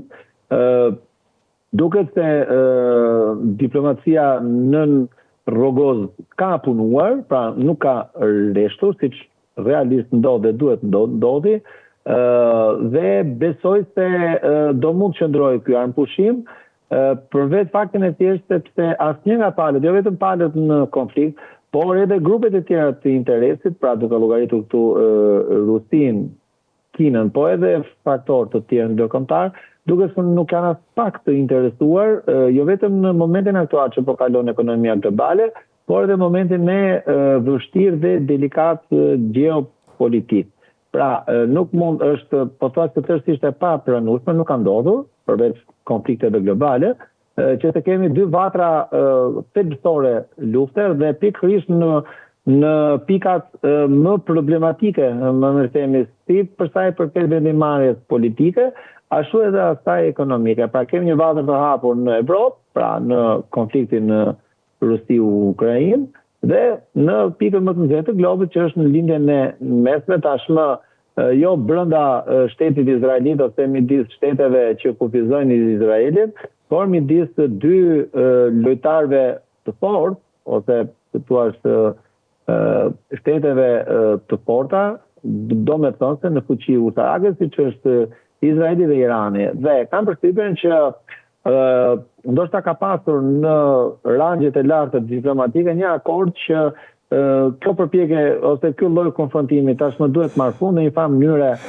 secili ka marrë pak a shumë atë që do ose atë që synoi të merrte, pra Izraeli tashmë ka parë të realizuar planin e tij me ndërhyrjen edhe të Shtetit Bashkuara për shkatrimin e vendeve zyrtare ose të themi të impianteve zyrtare të pasurimit të uraniumit në Iran. Irani është kundërpërgjigje për të vënë derën e vet në vend kundrejt bazës më të madhe amerikane në lindjen e mesme, ka dhe kjo simbolikën e vet, pasi rrotull Iranit janë më shumë se 20 baza amerikane dhe nuk është zgjedhur kot kjo bazë që është baza më e madhe që strehon rreth 1/4 e të gjithë trupave amerikane në lindjen e mesme, ka pra mbi 10.000 oficer dhe ushtar, pra ka simbolikën e vet, besoj se mbas i ngjan pak a shumë situatës të muajit prill, ku mbas sulmit të Izraelit ptoi një sulm nga Irani me raketa të teknologjisë vjetër, pra për më tepër që në të dy rastet, pra edhe në rastin e disa muajve më parë, por edhe në rastin aktual kemi një sulm me paralajmërim, pra në një farë mënyre më shumë për të bërë punën, pra formalisht për ta quajtur të kryer, më themi, këtë lloj kundërpërgjigje, më shumë se sa për kërkuar realisht skaktimin e dëmeve dhe efekteve të mëdha, pra qoftë kundrejt Izraelit, po edhe qoftë kundrejt Shtetet e Bashkuara të Amerikës. Sigurisht që një ngjarje, një kthesë e tillë kaq e fortë që në një farë mënyrë nuk kemi mësuar, paktën në dekadat e fundit, nuk ka pasur kthesë të tilla rrënjësore dhe domethënëse, sigurisht që ka një efekt të fortë psikologjik qetësues në tregje, kryesisht në tregjet e energjisë, duke pasur parasysh dhe specifikën dhe aspektin shumë delikat që përfaqëson për gjithë ekonominë globale, por edhe për geopolitikën e rajonit dhe të globit, pikërisht ngushtica e Hormuzit ose në më themi ajo pikë nevralgjike e kalimit midis Iranit dhe Omanit. Tashmë, profesor, është larguar edhe rreziku e mbylljes së ngushticës së Hormuzit, sepse ditën e djeshme përpara kësaj marrëveshje, këtij njoftimit presidentit Trump, ishte thuajse e sigurt që Irani do të merrte vendimin për ta mbyllur ngushticën. Teknikisht, mbas kryerjes së sulmit bombardues nga ana e Shtetit Bashkuar të Amerikës në impiantet bërthamore të Iranit, patjetër që ishte e logjikshme dhe arsyeshme që parlamenti iranian do të merrte një masë të tillë, por do të kemi parasysh që në pjesën e vendimit suprem i takon gjithmonë liderit suprem të Iranit për të marrë një vendim të tillë ose këshillit në themi suprem që qeverisë në para mënyrë Iranin. Duke se ky vendim nuk është marrë, pasi nëse do të ishte marrë do të kishim lëvizje reale më themi të marinës dhe të flotës iraniane në ngushticë. Natyrisht në të paktën në 20-25 vjet e fundit kemi pasur raste të kërcënimeve, madje edhe të aktivizimit të disa masave sporadike për kufizimin e trafikut në ngushticë. Asnjëherë nuk është zbatuar edhe gjatë luftës së Iran-Irak nuk janë zbatuar mbyllje plota masa që mbyllin krejtësisht trafikun në ngushticën e Hormuzit. Natyrisht në kushtet e reja kur Irani ka krejtësisht të shpartalluar mbrojtjen e tij ajrore, një veprim i tillë nga ana e flotës, pra e marinës iraniane, do të kompromentonte rënd së pari shtetin iranian, ose më mirë themi kapacitetet e tij mbrojtëse dhe ushtarake, pasi kjo marinë do të vepronte krejtësisht e zbuluar në aspektin e mbrojtjes së ajrit, pra do të kishte krejtësisht një mungesë totale të mbulimit nga ajri, më themi, të veprimeve dhe manovrave që ajo do të bënte në det, duke pasur parasysh edhe prezencën e luftanijeve të rëndësishme amerikane, pra të flotës pesë amerikane në gjin persik. Sigurisht që situata do të mund të kompromentojë rënd, por një gjë do të ishte e sigurt, ashtu sikur e tha edhe zëvendës presidenti Vance në Shtetet Bashkuara, që më shumë se sa dëm për pjesën tjetër të botës, pra kryesisht për Evropën dhe Kinën, por jo vetëm, kjo do të ishte një vetvrasje ekonomike për vetë Iranin, pasi kjo është e vetmja mundësi, pra ngushtica e Hormuzit, është e vetmja mundësi ose rrugë kalimi për eksportimin e naftës dhe produkteve energjetike të Iranit. Pra vedetiu ti nuk mund të shkatrosh ose nuk mund të presësh degën e pemës ku ke hipur. Pra nuk mund të presësh degën kurri. Faktikisht është e kuptueshme loja diplomatike ose loja që luhet, më mirë themi, në po themi fushën e sallë të diplomacisë ndërkombëtare, por dhe të gjeopolitikës të rajonit, natyrisht jemi në një situatë disproporcione, pra kemi një lloj asimetrie të theksuar midis fuqisë mbrojtëse dhe sulmuese të Iranit nga Iran dhe nga ana tjetër bërjes bashkë të një fuqie ushtarake të jashtëzakonshme siç janë Shtetet Bashkuara dhe Izraeli, që duket se po mundohet të luajë dhe vendosë rolin e hegemonit në të gjithë lindjen e mesme. Dhe për hir faktit duhet të thënë se që nga tetori 2023, pra mbas ndodhjes së sulmit terrorist nga ana e Hamasit në territorin izraelit, duket se Izraeli po shkon në përmbushje këtij objektivi afatgjatë, më mirë themi, të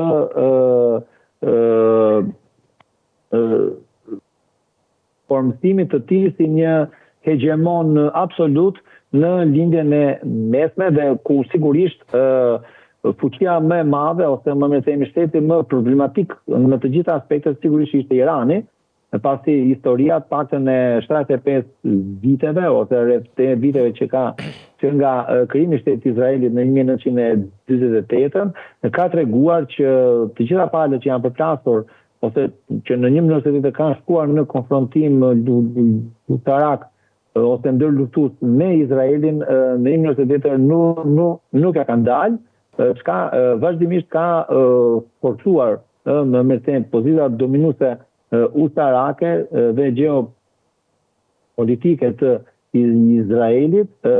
Sigurisht kanë përshtypjen që mbas kthesave të forta që u morën dje, vetë geopolitika e rajonit duket se do të shkojë drejt një qetësimi dhe një paqe thelbësore, pra kryesisht midis izraelitëve dhe palestinezëve në teritorin përkatës, ku sigurisht do të kemi futje në lojë të aktorëve të rëndësishëm pra në bisedime të tilla siç janë përveç Iranit dhe Arabia Saudite, Emiratet Bashkuara Arabe dhe Katari, ku në një farë mënyrë mendoj dhe shpresoj të paktën që mbas gjithë dramave dhe gjedive të mëdha njerëzore të ndodhura fatkeqësisht që nga tetori 2023, më në fund të shkohet drejt një plani afatgjatë dhe të realizueshëm paqeje, ku sigurisht vetë situata e Iranit tashmë e kompromentuar, besoj se do të përbëj një lep të fortë në drejtim të relativizimi ekstremi potencialit e fuqisë ushtarake të Iranit dhe të ndikimit të tij negativ në brenda Izraelit, por dhe shteteve përqark Izraelit ose organizatave që vazhdimisht historikisht ndër vite janë mbështetur nga Irani, besoj se këto role tashmë ose janë drejtësisht ose të minimizuara, çka mendoj se do të përkthehet në një qasje tjetër, në një akord më shumë palësh midis interesave të hebrejve, arabëve, por edhe të Iranit nga krau tjetër. Mbase vetëm Irani, profesor Meka, është i vetmi vend në atë rajon që ende nuk është miqësor apo nuk ka influencën e Shteteve të Bashkuara të Amerikës nëse shohim hartën e bazave amerikane në lindjen e mesme, kudo në çdo shtet janë 2 apo 3 pika. Sigurisht Izraeli nuk ka nevojë të pranojë një bazë amerikane, pasi ka të gjithë suportin e qeverisë së Shtetit Bashkuar të Amerikës, sigurisht një pjesë e konsiderueshme e ndihmave që Shtetet Bashkuara japin, jo vetëm në pajisje ushtarake, por edhe në shërbim inteligjent, informacione dhe kapacitete të tjera mbrojtëse dhe të inteligjencës dhe të inovacionit, pra vijnë nga Shtetet Bashkuara të Amerikës. Pra nuk ka nevojë Shtetet Bashkuara, pasi në pjesën e arsenalit ushtarak ose të gatishmërisë ushtarake, Izraeli është vetë në gjendje të jo vetëm thjesht të mbrojë vendin e vet, por edhe ti përgjigjet në agresion shteteve të tjera. Para se të fakt që nga krijimi i shtetit të Izraelit vetë qeveria e Izraelit ose shteti i Izraelit ka rritur vazhdimisht në mënyrë thelbësore kapacitetet e tij ushtarake mbrojtëse dhe tashmë po dëshmon dhe kapacitete të jashtëzakonshme sulmuese dhe ofensive. Ndërkohë, profesor, në që kur filloi konflikti të premten e rreth 2 javëve më parë e deri të premten pasardhëse, në harkun e një jave çmimet e naftës u rritën me rreth 8 apo 9 dollar. Dhe këto fitime u kompensuan, u kthyen sërish mbrapsht dje edhe sot. Për të folur për efektet që do të kemi në tregun ton të hidrokarbureve, mendoni se nuk do të ketë asnjë efekt sepse në harkun e 12 ditëve u bë e gjitha kjo rritje dhe kjo rënje në harkun e 2 ditëve të fundit? Apo të shpresojmë që importuesit nuk do të kenë blerë javën e kaluar kur çmimi ishte i lartë?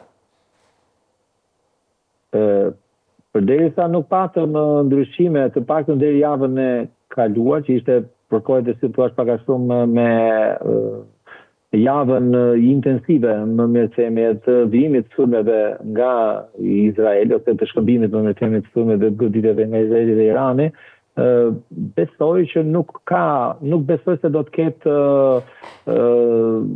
ndikime ose nuk do të përkthehet në një lëvizje në çmimet e brendshme, pasi periudha ka qenë relativisht e shkurtër dhe besoj se nëse javën aktuale ose në periudhën në vijim nuk do të kemi luhatje thelbësore të çmimit të naftës, pa do kemi luhatje normale, pra në intervalin 2-3 dollar për fuqi që janë lëvizje relativisht vogla ose të pa llogaritshme.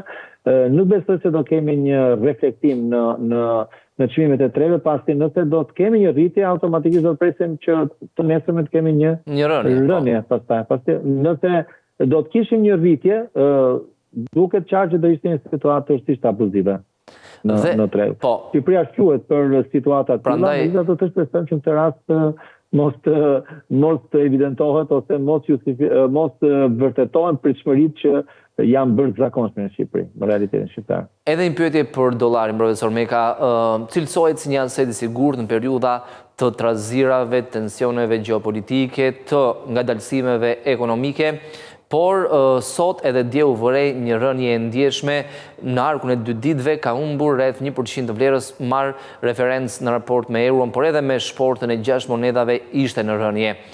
Fakti që cilësohet si një aset i sigurt dhe për shkak të marrëveshjes së armëpushimit investitorët preferojnë asetet me më shumë risk, ishte arsye kryesore që erëzoi apo mund të ketë arsye të tjera?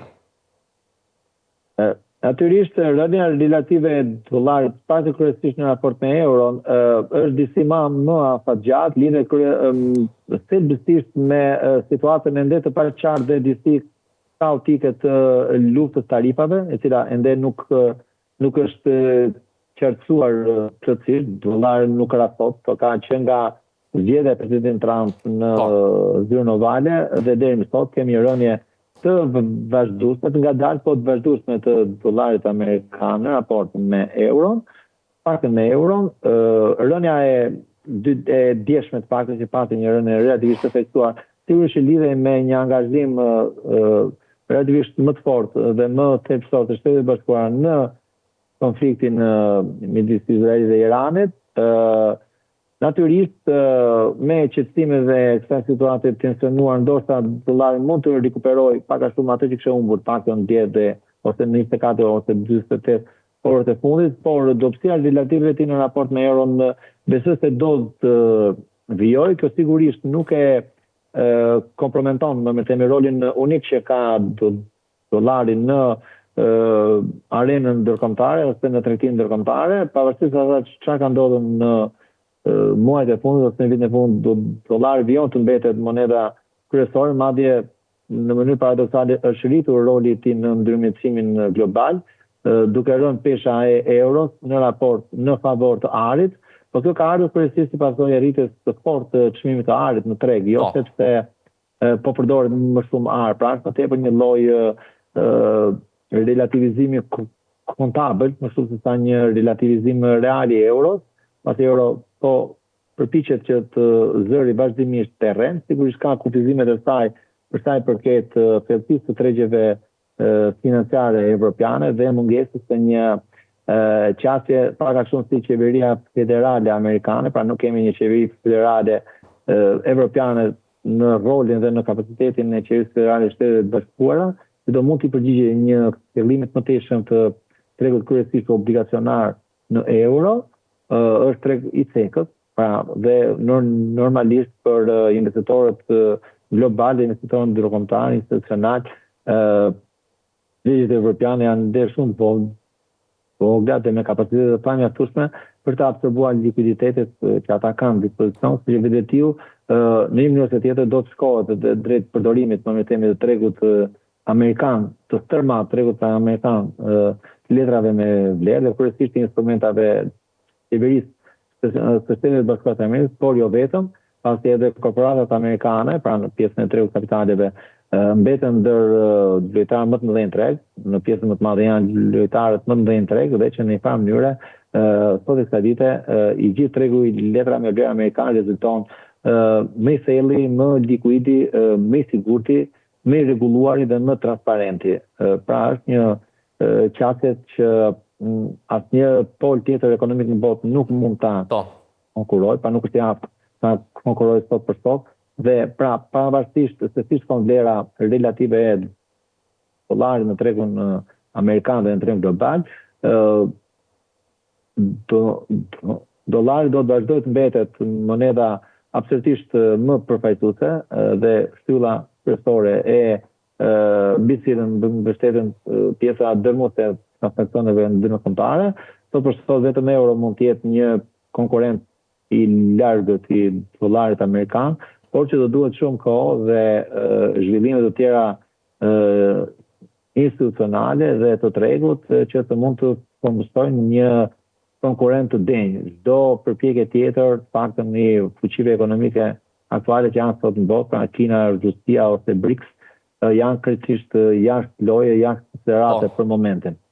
Profesor Meka, ju falenderoj për këtë lidhje drejt për drejt në studion e televizionit Skan. Ditë mbar. Ndërkohë, ne do të vjojmë tani me tjera informacione. Një nga vështirësitë që ka Shqipëria në parafrimin e legjislacionit me Bashkimin Evropian ka të bëjë me shitblerjen e tokës bujqësore.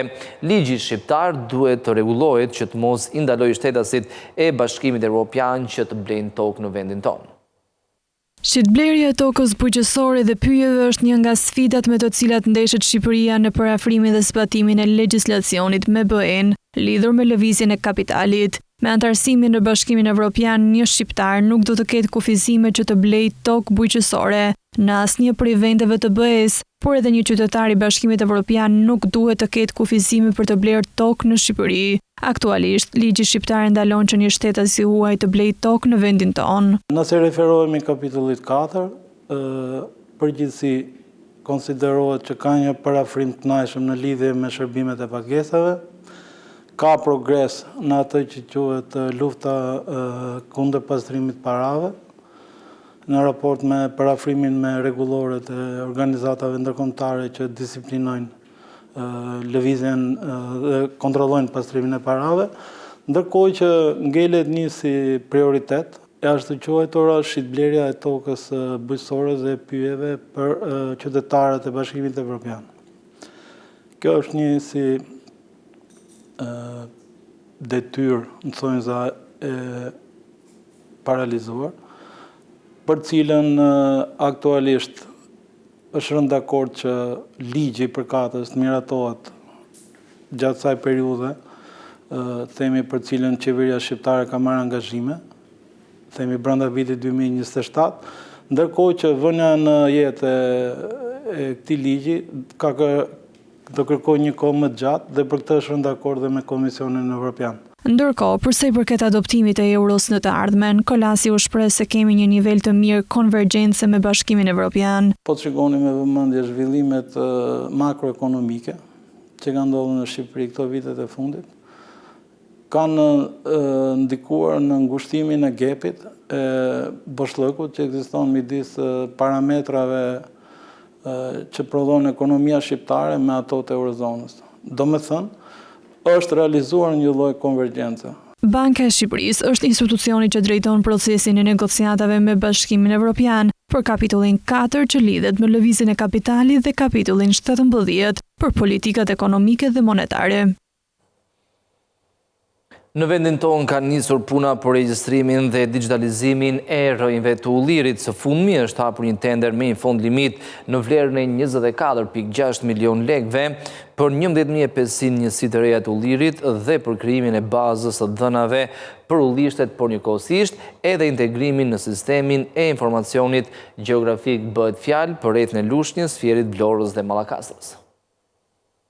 Qendra transferimit të teknologjive bujqësore Fushkrui ka shpallur hapjen e tendrit për studim fushor për identifikimin, regjistrimin dhe digitalizimin e 11.500 njësive të reja të ullirit në njësitë administrative Dush, Karbunar të Bashkisë Lushnjë, Mbrostar, Libofsh të Bashkisë Fier, Kut, Selit të Bashkisë Mallakastër, Qendër dhe Orikum të Bashkisë Vlorë. Sipas dokumentit të publikuar në Agjencinë e Prokurimit Publik, regjistrimi i njësive të ullirit është planifikuar në 2 lote, ku fondi total është 24.658.000 lekë. Përsa i përket lotit të parë, do të identifikohen, regjistrohen dhe digitalizohen 6.000 njësi të reja të ullirit në njësitë administrative Dush, Karbunar të Bashkisë Lushnjë, Mbrostar, Libofsh të Bashkisë Fier, Kut të Bashkisë Mallakastër. Fondi planifikuar për lotin e parë është 12.865.000 lekë, ndërsa sa i takon lotit të dytë,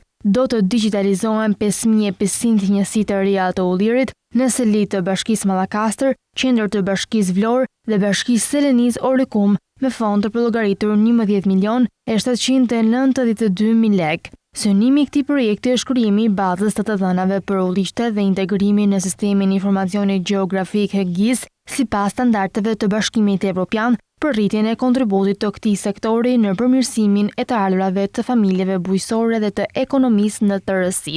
Referuar dokumentit, identifikimi, regjistrimi dhe digitalizimi njësive të udhëherit që fillon në një njësi administrative duhet të përfundojë pavarësisht nga numri i planifikuar, por jo më shumë se 2% e numrit të përgjithshëm të planifikuar, duke përjashtuar rastet ku kufiri digital për zonat katastrale mungon. Regjistri i udhëherit do të shërbejë për orientimin e drejtë të fermerëve, tregtarëve dhe përpunuesve në të gjithë zinxhirin e prodhimit, të tregtimit dhe krijimit të vlerave. Aktualisht kemi 54.950 hektar me ullin ose mbi 11 milion ronj ulliri, afërsisht 3 fish më shumë krahasuar me vitin 2005.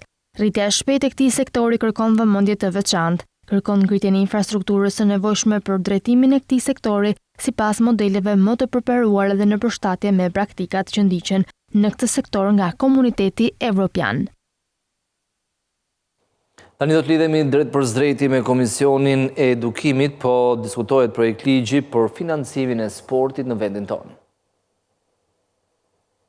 Dhe federatat në sportin universitar dhe parauniversitar, pra në futjen në shkolla të sportit, duke qenë ai organizator, ju i jepni para në të dyja grupet kokshit, pra si në grupin e parë dhe në grupin e dytë kokshin e keni futur në të dyja, duke disbalancuar gjithë paranë që marrin federatat edhe nëpërmjet kokshit, por edhe nëpërmjet ministrisë, dhe sigurisht unë uroj realisht që të paktën për elemente të cilat thelbësisht janë për të garantuar botën e sportit, ju të mos i shikoni si elemente politike, se s'ka asgjë politike në këtë që unë kërkoj për kasin, por të gjykoni nga pikpamje profesionale dhe nga pikpamje për interesin e sportit.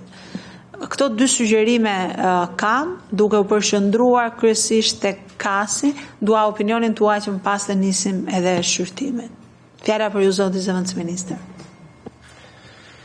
Faleminderit e nderuar kryetare. Faleminderit nderuar deputet.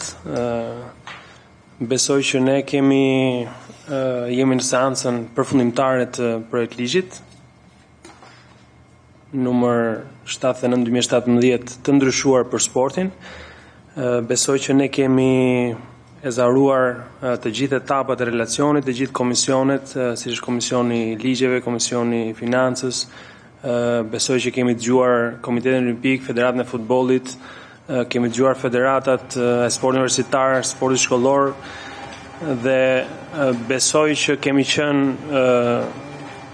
shumë të qartë, duke i kthyer përgjigjet e nevojshme çdo pyetje të ngritur qoftë nga federatat, qoftë nga Komiteti Olimpik, qoftë nga Federata Shqiptare e Futbollit.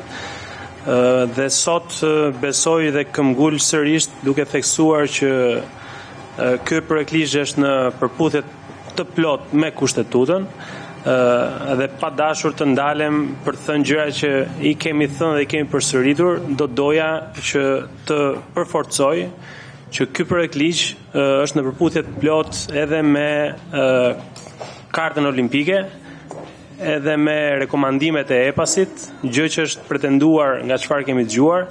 Besoj që ja kemi theksuar me çdo fakt, edhe sot unë kam marrë edhe përgjigjet që janë kthyer edhe federatave sportive, gjë që e kemi dëgjuar nga ju të nderuar deputet kur kanë qenë prezent që nuk kemi marrë përgjigje. Federata e Sportit Shkollor ka marrë përgjigje në 11/9/2024, ka qenë pjesë e dëgjimit e ftesës, por nuk është paraqitur. Të njëjtën kërkesë ka qenë nga Federata Shqiptare e Sportit Universitar, që është kthyer përgjigje nga Ministria në datë 11/9/2024.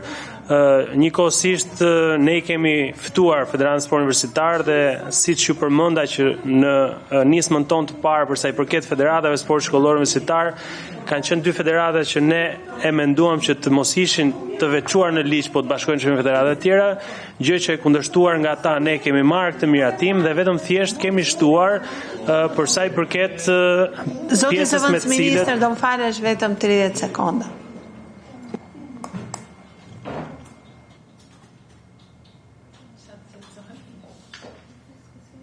Po, fjala për ju, se nuk e kisha unë vëmendjen për t'ju dëgjuar dhe ju kërkoj ndjesë. Faleminderit. Pra përsa po vazhdoja të thoja që ne kemi dëgjuar, kemi kthyer përgjigje dhe patjetër që kemi marrë në shqyrtim dhe kemi lënë të dyja nenet e dyja federatave ashtu siç janë, por vetëm thjesht duke shtuar gamën e aktiviteteve, duke shtuar edhe institucionet tjera shtetërore, gjithashtu edhe Komitetin Olimpik, duke pasur parasysh projektin e ekipeve sportive që ka rritur masivizimin e sportit në shkolla dhe në vendin tonë.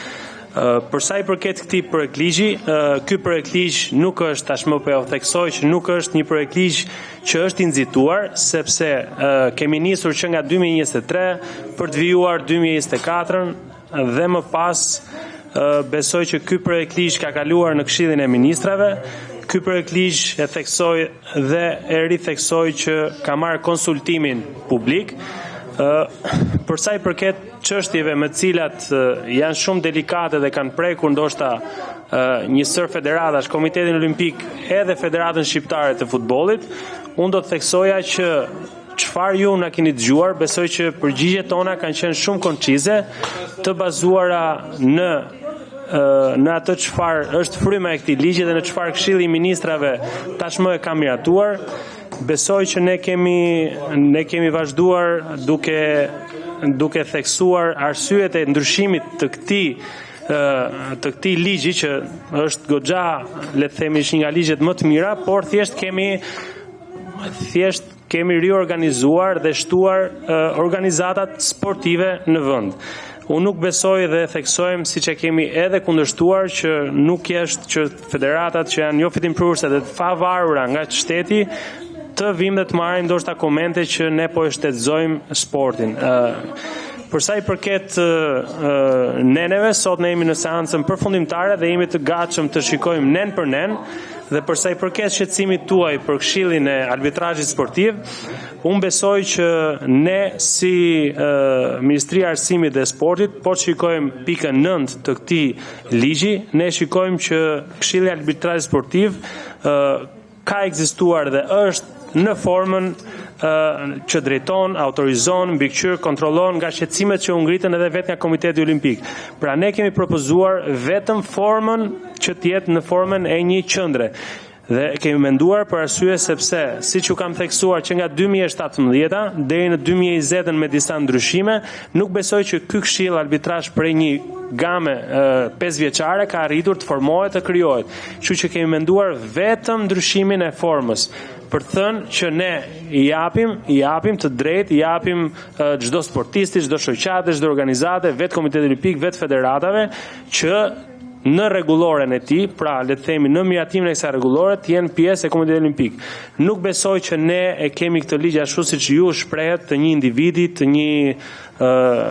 një personi, sepse besoj që ky ligj ka prekur atë çfarë ju e patët më parë që kishte të ftuar një pjesë të Olimpiku special. Gjithashtu nuk keni ftuar se nuk kanë kërkuar, sepse ndoshta akoma nuk është e organizuar Komiteti Paralimpik, të disa njerëzve që janë me aftësi të kufizuara fizike, me të cilët patjetër që kanë nevojë të ndihen të mbështetur, patjetër që edhe ne kemi të marrë të rekomanduar pra nga Këshilli i Evropës dhe nga Bashkimi Evropian, kështu që besoj që ne kemi përfshirë këtë çështje dhe kemi përfshirë gjithashtu edhe për zgjerimin e sportit për gjithë, edhe zgjerimin e gjithë përfshirjes në sport përmes këtyre organizatave. Për sa i përket Olimpikut special dhe Komitetit Paralimpik, tregon që ne jemi treguar të kujdesshëm duke përfshirë në legjislacion dhe mënyrën se si këto do të formohen, do organizohen dhe do të drejtohen. Kështu që unë jam i gatshëm ndoshta për çdo pyetje tjetër që ne të diskutojmë nen për nen dhe besoj që do të gjejmë mirëkuptimin e gjithëve, patjetër që kemi qenë në debat me gjithkënd dhe besoj që kemi thënë dhe mbajmë të njëjtin qëndrim që ky projekt ligj duhet të jetë në këtë formë në cilën ne kemi propozuar. Faleminderit. Zoti Zëvendësministër, unë vlerësoj që do ishte në integritetin e procesit, por edhe të institucionit tuaj, që kur bëjmë seanca dëgjimore dhe bëjmë diskutime, ne i bëjmë këto me funksion që të marrim më të mirën, të diskutojmë dhe të bëjmë edhe ndryshime në lidhje me këtë. Pra, nuk i bëjmë që ti thua fjalën tënde dhe unë të kokën time në kuptimin që thua çfarë duar se ne do bëjmë atë që duam në fund. Se ndryshe pastaj procese fiktive ky kuvend ka parë mjaftueshëm dhe nuk besoj se i shërbejnë as procesit ligjbërës dhe as të mirës në këtë rast për këtë ligj. Ajo që unë propozoj është diçka e cila është në interesin edhe tuaj në besoj si ministri për ta bërë funksionale kasin. Pra, gjithë diskutimi që ne kemi dhe ju thatë që nuk është bërë funksionale edhe për disa mangësi është do bëjmë një kas funksional apo do bëjmë një ligj thjesht për të pasur një kas aneks të kokshit. Tani nëse do bëjmë një kas funksional, duhet kemi disa garanci ligjore dhe jo rregullore, se rregulloria pastaj është një çështje krejt tjetër, disa garanci ligjore, meqense ju e keni futur në ligj, se po mos ishte futur diskutim tjetër, disa garanci ligjore për pavarësi dhe për panshmëri, se nuk po kërkohet ndonjë gjë e madhe këtu të caktohet gjyqtar, po kërkohet pavarësi dhe panshmëri. Këto garantohen duke mos qenë njëra palë e gjykimeve nesër sportive si pala që vendos për rregulloren, për arbitrat, domethënë për gjyqtarët, për gjithçka, për rregullat, sepse këtu nuk do t'ju funksionojë, jo vetëm nuk do të funksionojë, por do të kalojnë në përshkallëzime të tjera që nuk janë në favor të sportit shqiptar dhe të ambientit të mirë sportiv shqiptar. Do të shikoni nëse qëndronin në këtë draft që keni sot, edhe u garantoj që të gjithë një shumësi e madhe federatash, jo vetëm ato që erdhën këtu, por edhe tjera që kërkuan dëgjesa, por që ishte për çështje kohe dhe pamundësie për të ardhur për të dëgjuar, sepse nuk e kishin raportuar kërkesën në kohën e duhur, janë kundra kësaj. Në mënyrë të hapur dhe nuk garantojnë që do ta njohin nesër dhe do të jetë një gjyqësi profesionale e cila funksionon në Shqipëri. Dhe nëse interesi juaj si ministri është që ta keni këtë gjykim sportiv të pavarur dhe si pjesë i përmirësimeve ligjore që na parafrojnë edhe me standardet, edhe që na japin mundësi të themi që bëmë një gjë të mirë për sportin, nuk shikoj se çfarë problematike ka propozimi që këto të vinë nga dhoma avokatisë me jurist të cilët kanë një eksperiencë të paktën 10 vjeçare, nëse gjykoni 7 vjeçare, pra për terminologjinë dhe për aspekte tjera jemi të hapur diskutojmë, po kush është e keqja në gjykimin tuaj që ti pavarësojmë kasin, kush është e keqja që t'i japim kasit panshmëri nga palët që do t'jenë nesër palë në proces, siç janë federatat apo vetë kokshi. Pra çfarë problematike shikoni ju që nuk ju pëlqen ky propozim? Faleminderit e nderuar kryetare. Për sa i përket Këshillit të Arbitrazhit Sportiv, unë nuk besoj që ju dhash një përgjigje që ne nuk na intereson, por besoj që ju dhash një përgjigje për treguar që ky nuk është një propozim i një individi, po është i shqyrtuar shumë mirë. Domethënë, ne nuk kemi marrë pjesë si ministri, si Komiteti Olimpik apo federata, por kemi thënë që ky kas do të jetë në një formë qendër, jo fitimprurse, e pavarur nga Komiteti Olimpik, nga federatat, nga ministria, dhe në propozimin që ju sapo shprehet që të jetë nga avokatë ngritur, domethënë ne nuk besoj që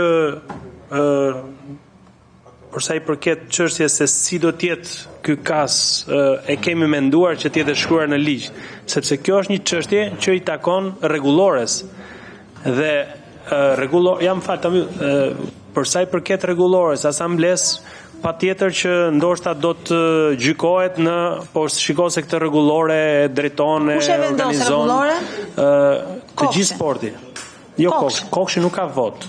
Vot në Asamblenë e Komitetit Olimpik janë federatat. Po pra, kokshi. Pra, federata është njësoj sikur ne si qeverit marrim përsipër, themi do vendosim ne kush do jetë dhe do gjykojeni ju. Jo, ne kemi thënë, e hapim qendër, Vendoseni ju. Pra, atë që thua zoti zëvendës ministër është njësoj si kur thuash, jo këshilli ministrave, po ministrat. Dhe me bindjen, unë jam shumë dakord që propozimet që ju sapo thatë të jenë në rregulloren e kokshit. Edhe besoj, sepse këto janë teknikalitete, pse 50 jo 100, pse 100 jo 99. Nuk ka rëndësi, zoti zëvendës ministër, nuk ka rëndësi numri, për ne ka rëndësi parimi.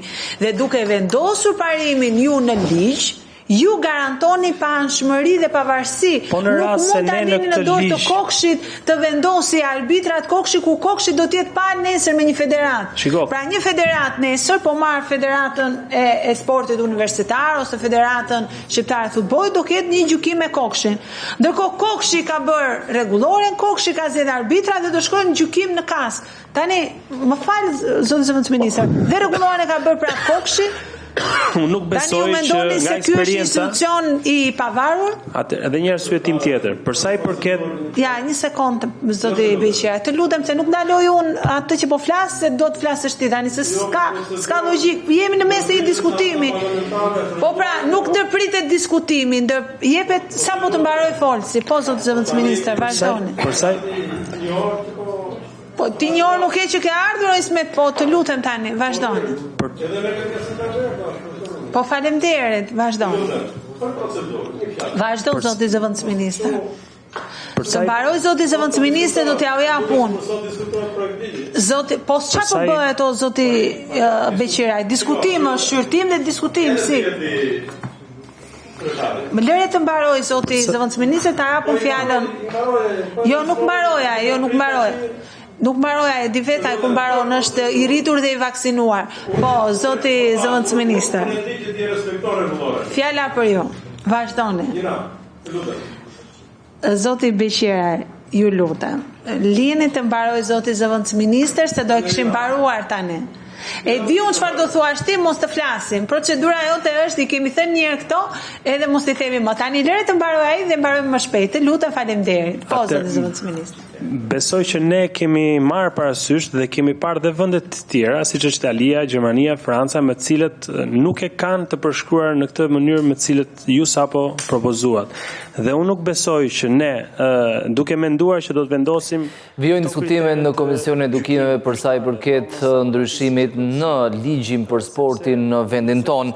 Ky ishte edhe informacioni përgatitur për ditën e sotme. U fokusuam tek zhvillimet gjeopolitike, tek marrëveshja e të armëpushimit midis Izraelit dhe Iranit, njoftuar në mbrëmjen e dieshme nga presidenti amerikan Donald Trump. Tashmë investitorët presin të shikojnë se sa do respektohet ky armëpushim, por njëkohësisht se si do të arrihet edhe marrëveshja në vijim. Do të rishihemi sërish nesër si gjithmonë në orën 10. Deri atëherë, mirupafshim.